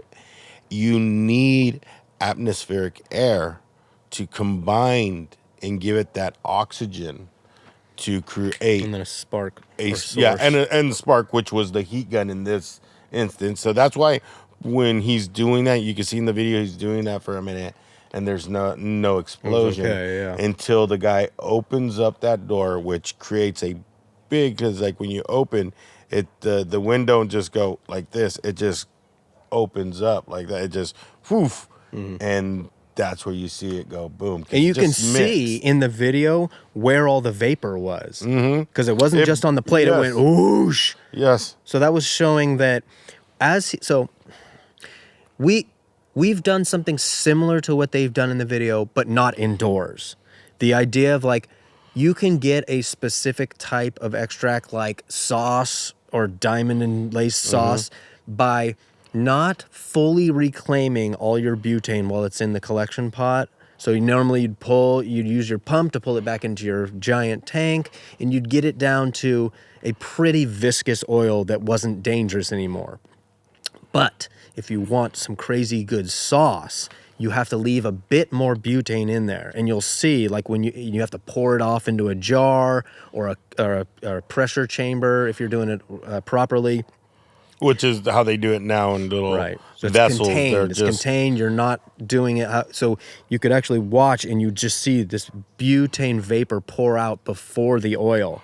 So when you know those things and you go, okay, doing this indoor, there's a plug, there's a plug, there's a plug. This is electronic, this is electronic. The only thing that's missing is the oxygen. And so it's kind of flabbergasting. But then, to continue with that article, or the article that comes with that video, it went, at least in San Diego or Southern California, it said it went from 10 home explosions or home BHO explosions in 2013 or 2015, whatever it was, to hundreds the next year. Yeah. Which is a perfect demonstration to explain when we say we were in the fucking Wild West gray area where, because there was no restrictions on the equipment or even buying solvent, that there was including us, there was a massive explosion, don't mind the pun, a massive explosion of really small extraction companies. And what the thing is we are we have a lot of people out there that just do, and that's great. They get out there and they do. When we decided to get out there and do, like I said, we didn't have a lot of education, but we made sure we took the time to learn about things before jumping right into it. That's why I feel it kind of helped us navigate a little better. We understood about ventilation. We understood about the gas of butane, and that helped us out when we were doing our little, why we do not have third-degree burns. Yeah, that's why we don't have those type of injuries. And ventilation plays a huge part of it, huge part. If you're running extracts, you need ventilation. These new systems have, rooms that run on a ventilation system that is made for these conditions. Yeah. They have a negative or positive pressured room, they'll inject argon gas, gas. Yes, there's so many safe. Yeah, look up, just Google, or maybe we'll throw a picture up here. Compliant cannabis extraction booths. It kind of looks like a modified paint booth, honestly. Yeah, and that brings us. Yes, it does. That's a good freaking. This just has slight. I was gonna say a sound booth, but yeah, like a modified paint booth. Right. So, but it has spark resistant stuff inside. It's got leak detectors with alarms, everything, fans. It's crazy. And that brings us to license. Sorry, let me just. Go ahead. The point is to be able to do what those dumbasses did inside safely. Yeah. Right? So if they had an extraction booth, if that was an actual extraction booth, that would have been safe. Obviously, you wouldn't have been opening the door in the middle of extraction, or you'd have a ante-room. So if you open the door, it's still not exposing to the outside air. So you can see. Yeah, here's. So as it opens, you can see it looks like. You want to the back room of what? Yeah. No, you're right. It looks like the back room of some office. Yeah, some crappy science lab or something like that. But I mean, so go ahead. Can you even see does that look like a gap under the door? Which no, to me it looks like a gasket, like a threshold. Weather stripping. Okay, so here it is. It's. Oh, I thought you hit play. That's an oven. That's what it. I don't know what the fuck he's holding on to. That's really weird looking. Kind of looks like a pump, but wait a minute. Is this a cooler with the yellow tank with ice? Yes, it is. Oh. Yes, it is. My God. Okay, so this is a bit jankier. Play-by-play action. This is a bit jankier than I actually thought. They do have a decent. That is just a closed loop system. It's not a. See, people were making closed loop systems, and this system here is probably a closed loop system that they, because you can buy these. You can buy them best value. That's what this looks like. It is. As a best value vac, yeah. Mm-hmm. Non-jacketed. Yes. So so you can see they were doing a similar thing to what we were talking about, which is how we did it back. Well, no, we didn't. No, we did start with ice, but then we found out about dry ice and then a dry ice slurry. Mm-hmm. So we eventually upgraded and got a much bigger solvent tank. But we did have a small yellow one. We were not in a room like that. And we were never in a room ever. But let's hit play and let's do this play by play. So okay. He's using a heater gun right here. Boom. And then that must have. Oh, it did burn his face. They both got third-degree burns. He just had to run back through the fire to get out. Within. Okay, at 5 seconds, the fire starts, and by 6 seconds, it has completely engulfed the room, basically. Yep. Which again, to revert back, The initial spark was at his gun, at the heat gun, but then it instantly spread to the rest of the vapor. Yeah. That's how fucking fast, and that's how fucking dangerous, and that's why people. I mean, good God, one of our old friends from the events turned into one of the most horrifying. I felt so fucking bad that he got burned like as bad as you possibly can without dying. I think. Yep. Like, good God, I hope you're doing all right. Survivor though. Survivor. Yeah, dude had amazing outlook when he was like in the hospital. Anywho, staggeringly dangerous. This is crazy. Else. I mean, I don't know why all that happened. Why did like the whole building start collapsing? I mean, that fell. This is like the worst possible scenario you could ever have. Because they put themselves in the worst possible scenario. Yeah. But okay, so now that brings us to licensed cannabis facilities. Look, the last thing that's just crazy on fire is the oil, the slab, because it still has all the butane that needs to purge. So it's purging, but it's also lighting. So it's purging, which releases vapor, and then it's lighting that vapor on fire continually. So I can't laugh at that. I don't laugh at that because that fucking sucks. That's serious. I can. Sad. I mean, I know they lived. Yeah. You know. Idiots.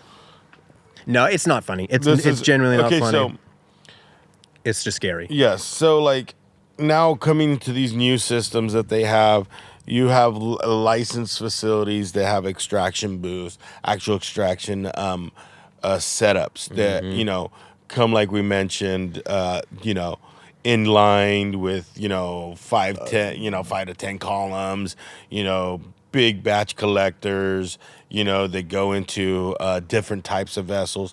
Now it's sauce, so everything's being turned to sauce, so they're in canisters. I was talking earlier about staying constant with temperature was I seen when I toured a place that they had everything was plumbed, but the thing about this is they had super hot water and super ice cold water, and they would meet in like a regulator with all these, you know, gauges, and they would shoot, you know, if it needed more hot water, more cold water, to keep at a perfect temperature to give the bath to all these diamonds and sauces and stuff. And I mean, that's, you know, all it was just like, you can see a line of, you know, just imagine a pot though, a pot but so thick that you're gonna pour lava in it. You know, just it's a thick pot that can't, you know, Jesus Christ. Just, and it's all stainless steel, right? So it's a thick pot, right? And they get these little vessels and they just stick them in each sleeve. Oh wow! And then they pull them out, and you can see on the top, you know, there's diamonds and stuff. It's a glass. You can see that there's diamonds, you know, but they're each being, you know, done up like that. But there's these new systems that are so crazy that are coming out that are way beyond what we've learned and what we know. But the control that we're able to have, that if you got the money to buy the badass systems, So like the control, the consistency, right? The flexibility. Yeah.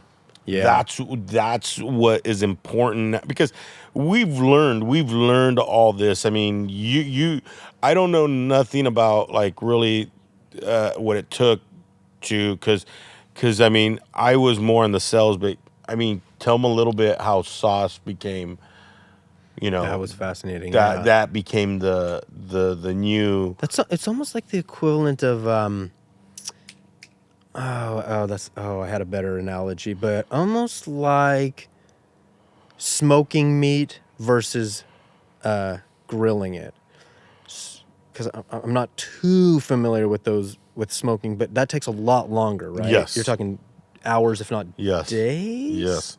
Right? So it's the idea is it's not exactly the same product, but it's giving you like a more aged or connoisseur or stronger flavor. And it's, kind of the same notion as, like I was saying, if you want to make sauce, you leave a little bit more butane so it's less viscous. So it's, it's more of liquidy, as opposed to back when we first started, we'd scrape the oil out because it wouldn't be runny at all. So you keep it a lot more viscous. And and you use a lot lower heat. And because you leave that butane, a bit more butane, and it keeps that viscosity. I don't remember exactly how the industry determined what is actually happening, but for some reason that equates to, if you figure out, because one of the issues we did run into is, and I don't think we ever figured out what parameters were causing it, but like sometimes our sauce, as it was slow, because it's a really slow purge, it takes so much longer than a normal extract, the diamonds would start creating just naturally, because with some parameters it can just do that naturally without pressure. It's not like the crazy big amazing diamonds that you'll see that you do create with pressure, but they were big chunks of just pure THC. Yeah. But what would happen if you don't get your temperatures and whatnot right is butane would actually get trapped in the diamonds.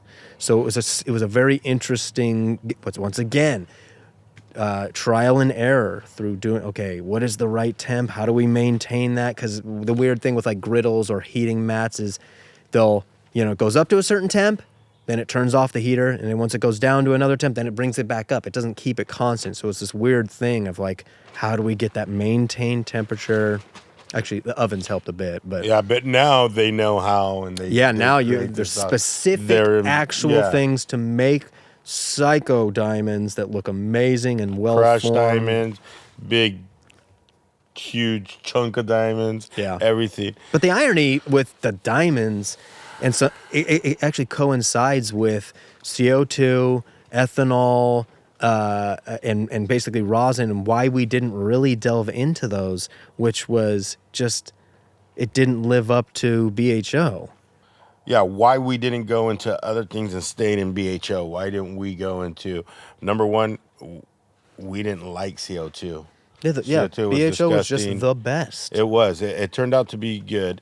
CO2's was like just big batch, just trying to clean things, trying to, get rid of the bad. BHO was more quality, more giving you that connoisseur taste. Mm-hmm. Distillate was more of stripping everything, even if it's shitty material, you could still strip it and make it look the color you wanted. But then at the end, you had to molecule everything, add all the molecules and terps and fucking everything you took out. You have to add all that back in at the end. There was all these other things with other ways of doing extract that didn't work for us. We really loved the way BHO just really gave you that connoisseur taste, that quality you want, the aromas, everything. Even when we started doing rosin, we still loved BHO over the rosin. Now, rosin has come a long way since we did it. And you say you still haven't tasted the rosin that makes you go, holy shit. I have tasted the rosins that have made me go, holy fucking A. Right. And I really want to get, like I said earlier, my goal is to get you some good rosin. But that's where we ended up staying, was small batch, really connoisseur quality. Yeah, and then we ended up not getting into regulated industry because we knew it was a shit show, and we're smarter than that. Well, yeah, we started like talking or sort of meeting with potential investors and this and that, and then you start hearing what other people who have dealt with investors, what they're dealing with, and then you hear what your investors saying, and they don't give a shit about cannabis. Not only you hear, like, our problem was we would hear our investors what they were saying, but we heard even louder what they were doing, because it was not what they were saying. Sure. They were doing other things. Yeah, some really shady motherfuckers. And it just felt like it was just a shit show, and we ended up having 2 deals go bad. And they went bad and gave us a bad taste in our mouth that really made us not want to step forward. And using investors. And we didn't have fucking $250,000 to start our own tiny facility. That's what $250,000 would get you. Yeah, a tiny facility. And knowing and seeing now what I didn't know back then, I am glad I didn't have the like that burn to go, oh, fuck that, I'm going to be the first one. We're going to make sure extracts, we're going to make sure we're the company. I am glad, because the shit show that's in the cannabis industry that needs to be fixed is not even being talked about. It's getting worse. Over-regulated here in California, the California regulations is just to make, it's literally it's like, if we're going to regulate this, we're going to pay ourselves first, and you guys come last here in California. When it comes to cannabis, I really feel like that. That's how it feels in California. It's rough. We as the regulators come first. You as the cannabis industry come last. Yeah. And the people get shitted on. Yeah, we'll talk a little bit more about that in 400 seconds. Booyah. Join us. And we're back. Sorry about that 45-minute ad. Jesus Christ. YouTube is getting shitty. So I think we kind of delved into why we didn't pursue regulated recreational cannabis. It was a shit show, and we didn't have our own money. We didn't want to use external money, and we're like, you know what?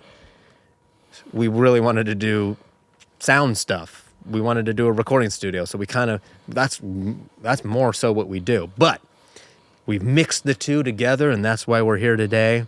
But listen, we do talk shit about the other types of extraction. We fell in love with BHO along with most of the industry, honestly. But there is a place for virtually every type of extract. You know, for those who love as pure and organic and unadulterated as possible, ice wax. Oh, that was the other term, ice wax. You know, I don't think that'll go away. That's just such a nice, pure form. Yep. You know, distillate is going to be there for cleaning up. And then there's even that further refinement, which we tried to research because I caught wind of it when we were out of the industry. And I, for the life of me, can't find what it's called. But they're doing even a further refinement, like bleaching it or some crazy. It's with clay. So yeah, that's right. It's really not a good process. It's crap. Yeah, from the reviews, everybody's saying it's just horrible. A crap. It's just it's to save material that you would otherwise have to throw away, right? Yeah, it's to further get out unwanted butanes and gases, but it's just like crap. Pathogens and shit. Pathogens as well. Yeah, Okay. it's just it's a hoax. I like to say. Well, if regulated hoax. No, I guess as long as it's a clean cannabis, that's kind of like all that really matters. Terps are secondary. I mean, even that seems kind of. I mean, it's kind of not, right? Terps are first. Those have their own property, their own medicinal benefits. Yeah, but more so than getting your terps right, you want clean cannabis. Yeah, but as each like you were saying, that each extraction type has its place. Yeah, like you say, distill CO2 would be for giant, like where I was saying earlier, the giant huge cleaning big crappy ass shit too. Even good flower, and distill it, CO2 distill it, it being, stripped down to the purest of form, it's not. It has its point. Huh? Yeah, it has its purpose. Like in Canada, when they had to irradiate their weed for their medical patients, because you don't want somebody with autoimmune disease smoking and ingesting mold, concentrated mold, something like that. So yeah, there is a point for these other types. We talk shit, but that's because we're connoisseurs who the majority of what we enjoy is the taste. Obviously the effect, but because if it wasn't the effect, we would just go by straight terps, which that's a whole different story that we're not. Anyway, so depending on what you're looking for as a consumer, what you're looking for as a business owner, will determine what extraction process you get into. There are some huge ones that do it all. Legit. Actually, the one he was talking about, we don't want to name just for various reasons. If you go to their site, they fucking do basically everything we talked about. whether they do it well or not, that's a whole fucking different thing, right? So that's the irony of the industry and what we learn with investors and whatnot. The companies that have the money are backed with non-cannabis people. They don't care about the end result. They care about that bottom line. And so they're like, well, we got to cover our bases. Let's get every extraction equipment. Well, think about it like this. These companies do, and I'm talking only in extraction because that's where I would know, is you got these SOPs that are set up, right? Perfect. I'm talking about they've been proven concepts. You know, you could bring it to the table. You can use these concepts, and you can get great results with these concepts, right? So big companies use these SOPs. They bring them to the table, and you have to factor in you have incompetency in workers, material, things like that, things that end up happening, everyday life. And then that messes up where things have to be, done. Like, you don't mean to have mold in product. You don't mean to have this, but you gotta, make a pivot to not lose everything. Yeah. That's why a lot of these companies do get shitted on, but they're trying to get a bottom line and put a product out, and not trying to harm people. Sometimes degrades, then damages the material itself, the flower itself, the product itself. Sure. Yeah. But, God damn. Add to not only us not wanting to deal with investors, but then the new regulations and the taxes are so onerous and brutal that, depending on who you talk to, I've talked to some people who say 100% of licensed businesses are still in the black market. Yes. Which at first I'm like, no fucking way. And then I've seen it. No, I'm thinking to myself, there's got to be companies like us that, we were technically illegal. We were trying to do everything by the book. There's got to be some like that weren't, doing shady shit on the side. But I'm like, oh my God. But is it shady to be doing both black market and the real market? When you push to the black market?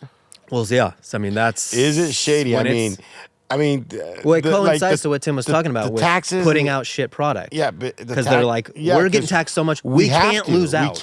We can't fucking, and that's what I'm saying is, this industry is not what it was when you could Wild West, when you didn't have your big brother, pressing you every second of the day. Right. You know what I mean?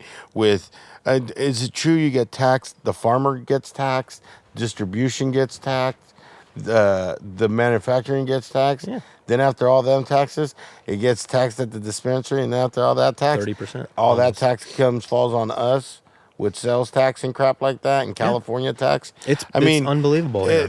So much taxes where these guys, I feel like companies do get pushed to the black market. They're like, fuck, well, let me just sell, 80 pounds to make up for this fucking bullshit that I'm dealing with, you know? And it sucks to say it, but fuck. Can't blame them, honestly. You can't blame. Yeah, California, what the fuck? What are you doing, you know? Then California cries about that the black market's still thriving.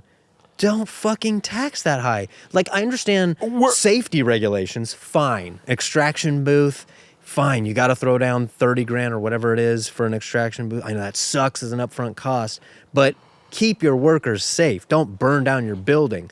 But to then on top of that say, we're going to tax you this much fucking more. And you're like, where are we supposed to find our margins? The margins aren't honestly not weren't only great. On the taxing, but the regulations. You have to dispose of spent material separately. You have to dispose this specialty. You have to dispose of this. I mean, all that costs more. You think about it. It's the most overregulated industry. I mean, other industries that put out toxic fumes don't get regulated as much as cannabis. Fucking DuPont. So when you get overregulated, you're forced to spend money where you didn't need to spend money in the first place. Exactly. Then you're overspending. You're overdoing this. It's like California's forcing the cannabis industry to work this way so they can just give up. But as we know, Americans don't give up on shit. We keep on going. We'll Even figure if it it out. fucking cuts our own arm off to escape our misery, we'll fucking figure it out. Yeah, You know has what I mean? California or the government not ever watched any of those like guerrilla cannabis grow documentaries to see how far the lengths people will go just to grow a couple plants? I mean, do you think that, if we tax the hell out of them and put all these regulations that they're not going to do anything and just fall in line and hope that they can be successful? The margins were already small before regulations. I remember thinking like, oh my God, you can sell concentrates at like 40 a gram? That's a fucking gold mine. And then you start, okay, you got to pay for this, pay for this, pay for this. And then they want it bulk and they want it cheaper. And you're like, good God. Come on, Newsom, do something for us. Oh, God. You fucking smoke. I know you smoke He just weed. fucking... I know no, he smokes voted weed. against... he literally, like last week, he voted against decriminalizing psilocybin mushrooms or something along psilocybin. I'm like, you cocksucker. Read some research. I know. Come on, sit down and...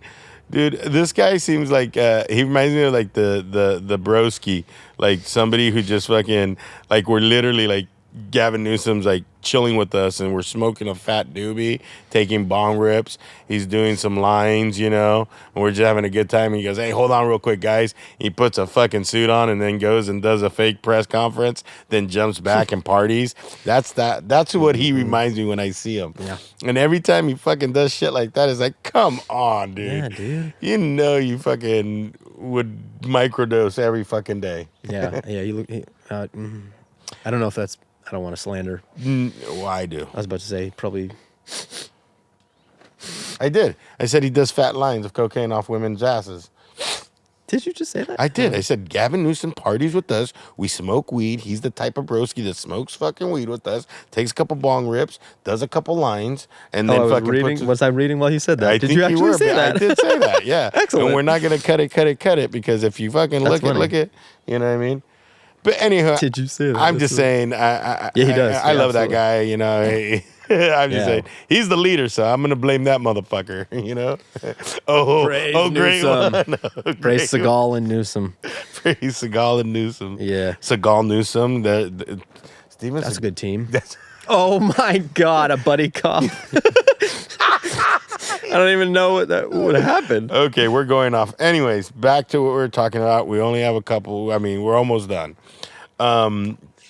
So we're talking about, the deal, like why we didn't get into the business, why we're not in it. But we were ready to, right? Yeah. So we were, because we thought, okay, let's see what happens. We're not exactly sure what the regulations are going to be, but let's start making SOPs and business plans and building diagrams to exactly the layout we want and all that type of stuff.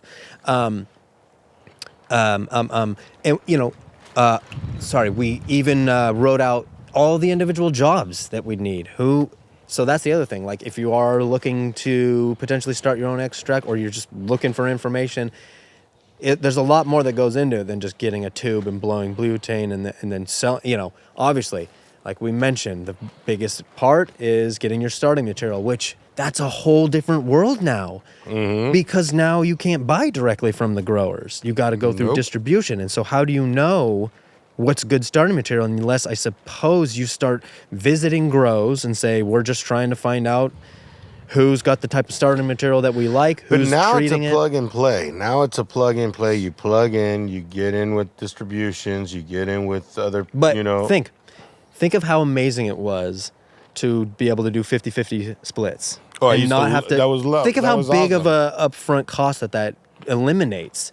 Because just as we got into the industry, trim went from being virtually valueless to starting to, and then all of a sudden, once people realized, holy shit, we're undervaluing the fuck out of that.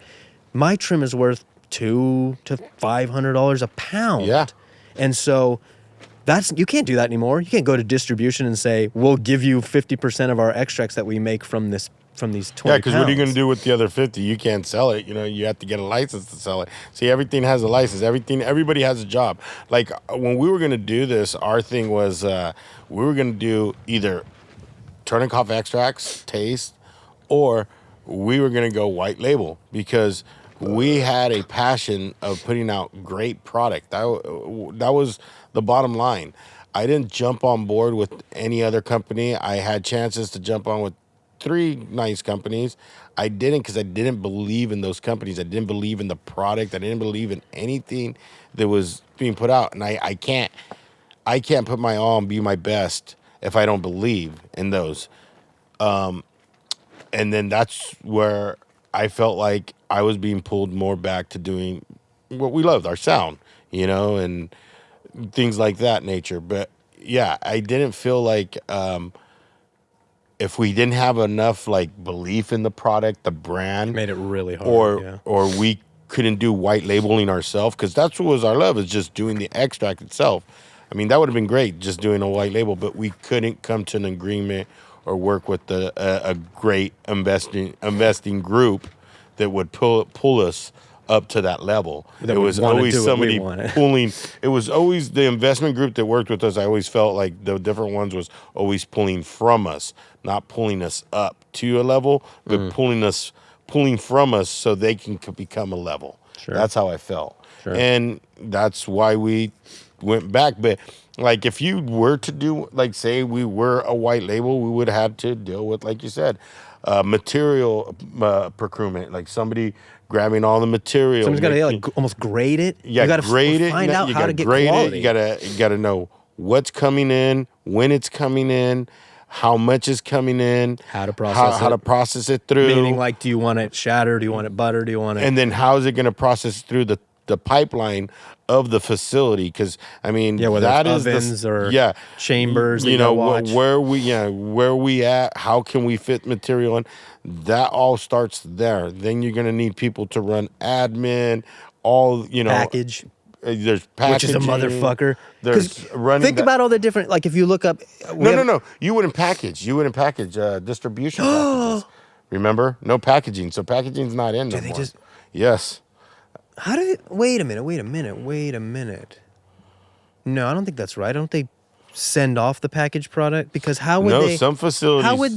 How would an extract company make sure that a distribution company is one, packaging it correctly, doing like, the exact dosage that you want, and then not leaving anything back in the jar? Package. Yeah, you're right. Probably just white label package. You would label everything, just in simple jars, whether they're black lid, white lid, but whatever package it is. Yeah, so still. Yeah, procurement. Or you may get that brand, whoever you're white labeling, you might get that brand's packaging delivered there. Yeah. And it gets packaged there. I'm still not sure about that. It's been a while. Yeah, we didn't deal with that. But then you have to deal with people running the extraction booths, people running the ovens, oven techs, then people making sure the product, which would be us, tastes good. No, actually, the Willy Wonka it seems like a lot of companies are not doing that. Yeah, horrible. Or they just have somebody who does not have the right taste buds. They don't. No company fucking has a guy that they fucking hire like me. Because like my information's at the bottom if you want to hire me. Professional tasters. And we'll tell you, we are not afraid to be blunt while we're blunted. Yeah. And tell you that your shit fucking sucks, and you need to go back to the drawing board. But what we will tell you is what you need to work on. That's what we'll tell you. Like, hey, strangely, we got to a point where we can taste and be like, oh. No, we'd be like, I was joking. 3 ppms of butane I can taste in that. There's a kennel of dogs just getting killed and murdering dogs. The puppy mill. But on that note, I think the dogs don't want us to be doing this no more. No, we'll talk right through. We didn't finish. So packaging, then it needs to go to some type of sales, back when we were, it was, direct sales. But now it goes to distribution, then it goes to a club, then you get your sales on the back end, I suppose. Not even positive about that. But then you still need social media, a compliance manager, because fucking regulations keep changing all the goddamn time. And your compliance manager has to be someone who's motivated to stay on top of this, because that's your someone whole brand. Who's not, someone who stays like behind and a stalemate in this position will get you in a lot of trouble. You need someone who's always and regulations are not changing every day, but fuck, they change like it seems like every other month something's new. Every couple months you have to fucking totally take down what you were doing for an entire fucking year and restart doing it some other way. But with that being said, those are some roles. One last question that I'll pose is, where do we think the industry, where the cannabis industry and extracts are headed, if anywhere? Me personally, this is what I feel, and I could be totally wrong. The way it escaped, because we can all say, oh, you know, I'm from the era of the culture, you know, for the people, you know, we have all these chads, we have all these fucking industry guys, we have this industry. Well, the culture wasn't fucking an all for one hoorah culture. It was like, who can I fucking, how can I be the first one to come up with it? Can I be the rich guy? Can I be the lead in this whole thing? And it got taken over. It became this industry that's overregulated. Only certain people are making money in this industry. Okay, and those are certain people that are connected with people that are politically connected in this state, and that is it. And it gets shittier and shittier. And I feel with the way it's going, the way it is now, and how it got taken away from what we call the people and the culture, when it gets federally legalized, when we're like, oh, federally legalized, and we're here, we finally made it, you're gonna be buying it from Walgreens. All your cannabis is going to be bought at Walgreens. You're going to be in that fucking line, and you're going to be buying your cannabis through Walgreens. There's no one in the industry that can compete with the Walgreens, with the a Walmart, a Fortune 500 like that. There's nobody can compete that. Their fucking bankroll doesn't bankrupt. It doesn't bankrupt. So that's where that's my personal, you know, intuitive of where cannabis is going. If we don't fucking organize, start unifying and uniting and really making a stance of how we want this industry to really go. Because if not, that's what it's going to go. That's what I just say. No, I know. I get exactly what you're saying. And honestly, yeah, that might be the only way that we could combat, but I can't see stoners getting that organized to collectively say, we are not going to purchase anything that came from big money or something like that. But then again, like you kind of mentioned, so any connoisseur brand that you know of or can think of or ever discover currently. So let's just take, we did look at Baroni extracts. I don't think there's a thing anymore, but it was extra virgin rosin, right? Yep. So let's say they had, at the time, let's say prior to regulations, they had the best equipment and the best tech. All it would take is for a company with much bigger money to either buy their... or buy them, just buy them. Buy them. Just buy them. Or if they didn't want to sell out, it could be buy the intellectual property or just reverse engineer it or hire somebody who's smart enough to figure it out and then spend the mass amounts more money they have on the equipment that can do it better than that person. And then on top of that, spend the mass money to lobby for them not to even fucking compete with them. Right. Because that's how it is in America. But that's what that's where it is when it comes to this. I fear.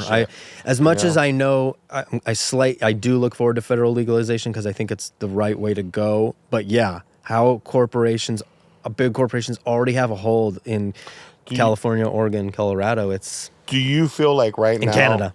Do you feel like right now it's on the way? Do you feel the industries like look at alcohol? Alcohol was banned right after late 40s it came back, right? I don't remember. I don't remember either. Like 50s it came back. I don't know, but I'm pretty sure it took a while before you had Anheuser-Busch, Budweiser. Yeah.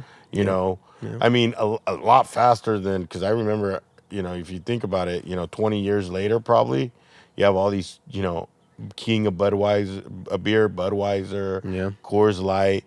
You know, I feel like we haven't even hit it there yet.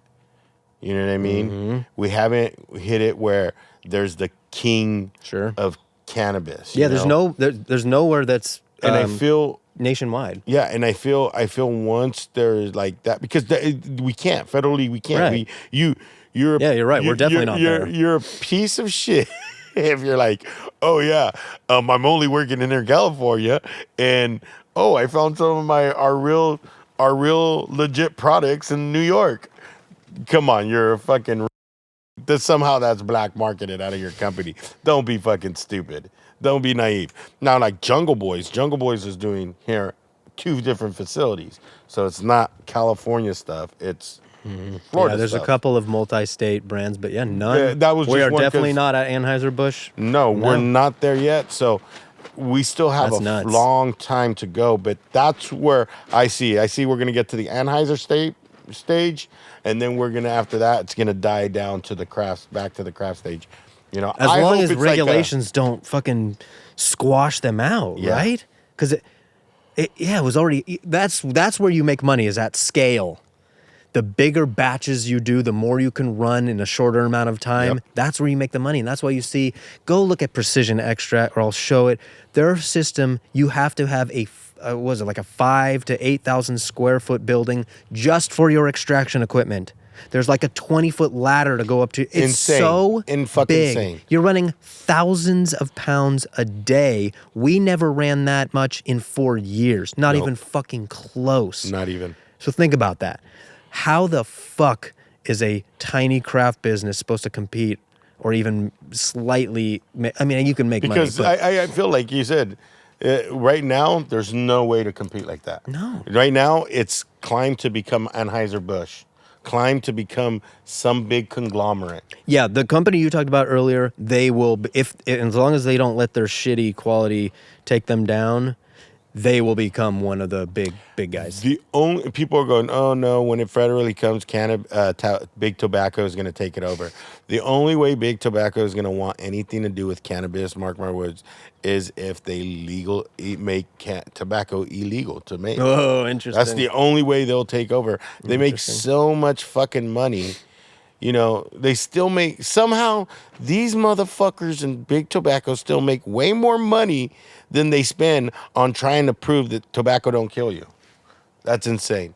But on that note, I feel like cannabis is going that way. Yeah, and we've done extraction, and that's our little tidbit of extraction. We could keep ranting. I think we've covered a decent amount of the basics, what it meant to the industry, and if you have follow-up questions, we will happily try to answer those or do a follow-up video if we have enough questions. But hopefully we gave you an idea of the importance of extraction, extracts, concentrates, and where the industry might be headed. Thanks for joining us, guys. Thank you, guys. Have a good one.